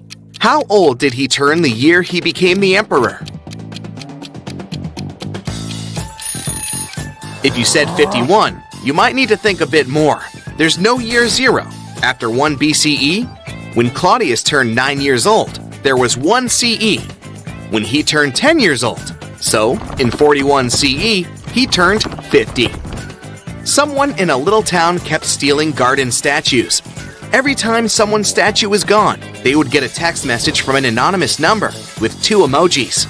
The police had been investigating the case, and finally, the geolocation led them to 3 suspects: Mr. Davidson, Mrs. Jensen, and Mr. Bowman. Can you tell who the thief is?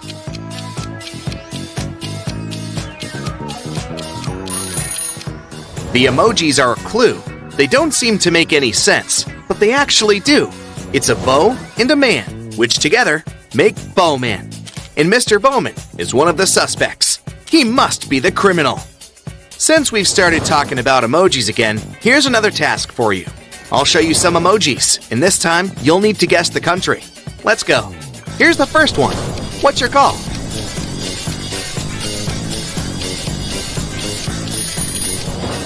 That's Chile, of course. What about this one? Do you have any ideas? It's pretty straightforward. This is ice, and this is land. So, Iceland.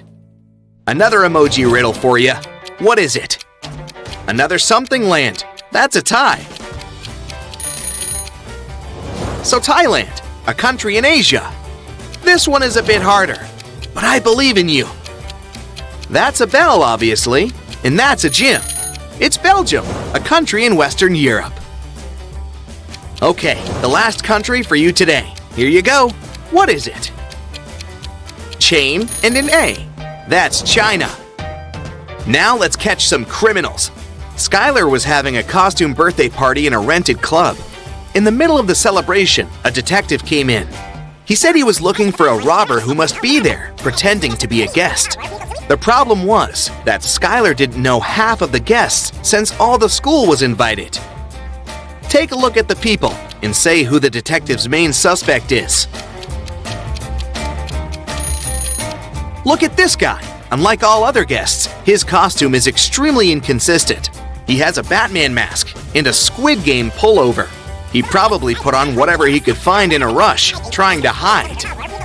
Mrs. Herrera was a rich lady who lived in her mansion in the countryside.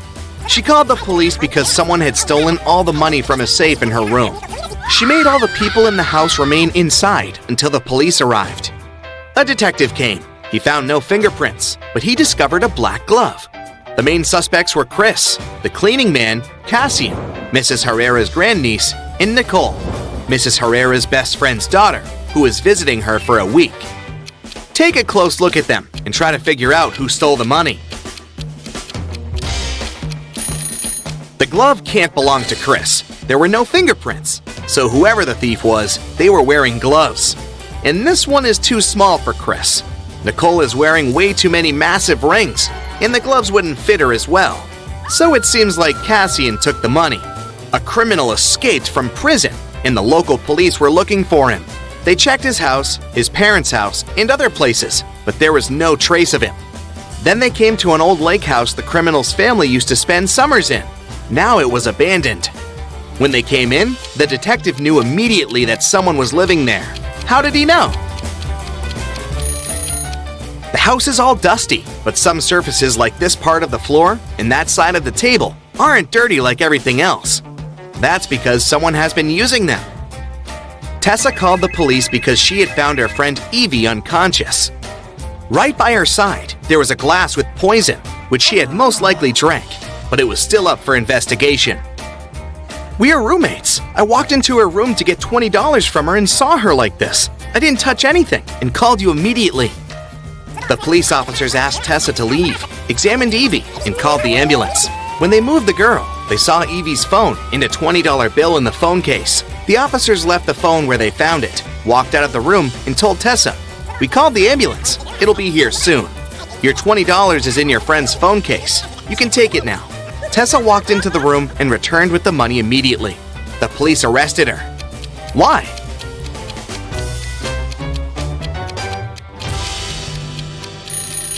If Tessa didn't touch anything, how did she find Evie's phone so fast?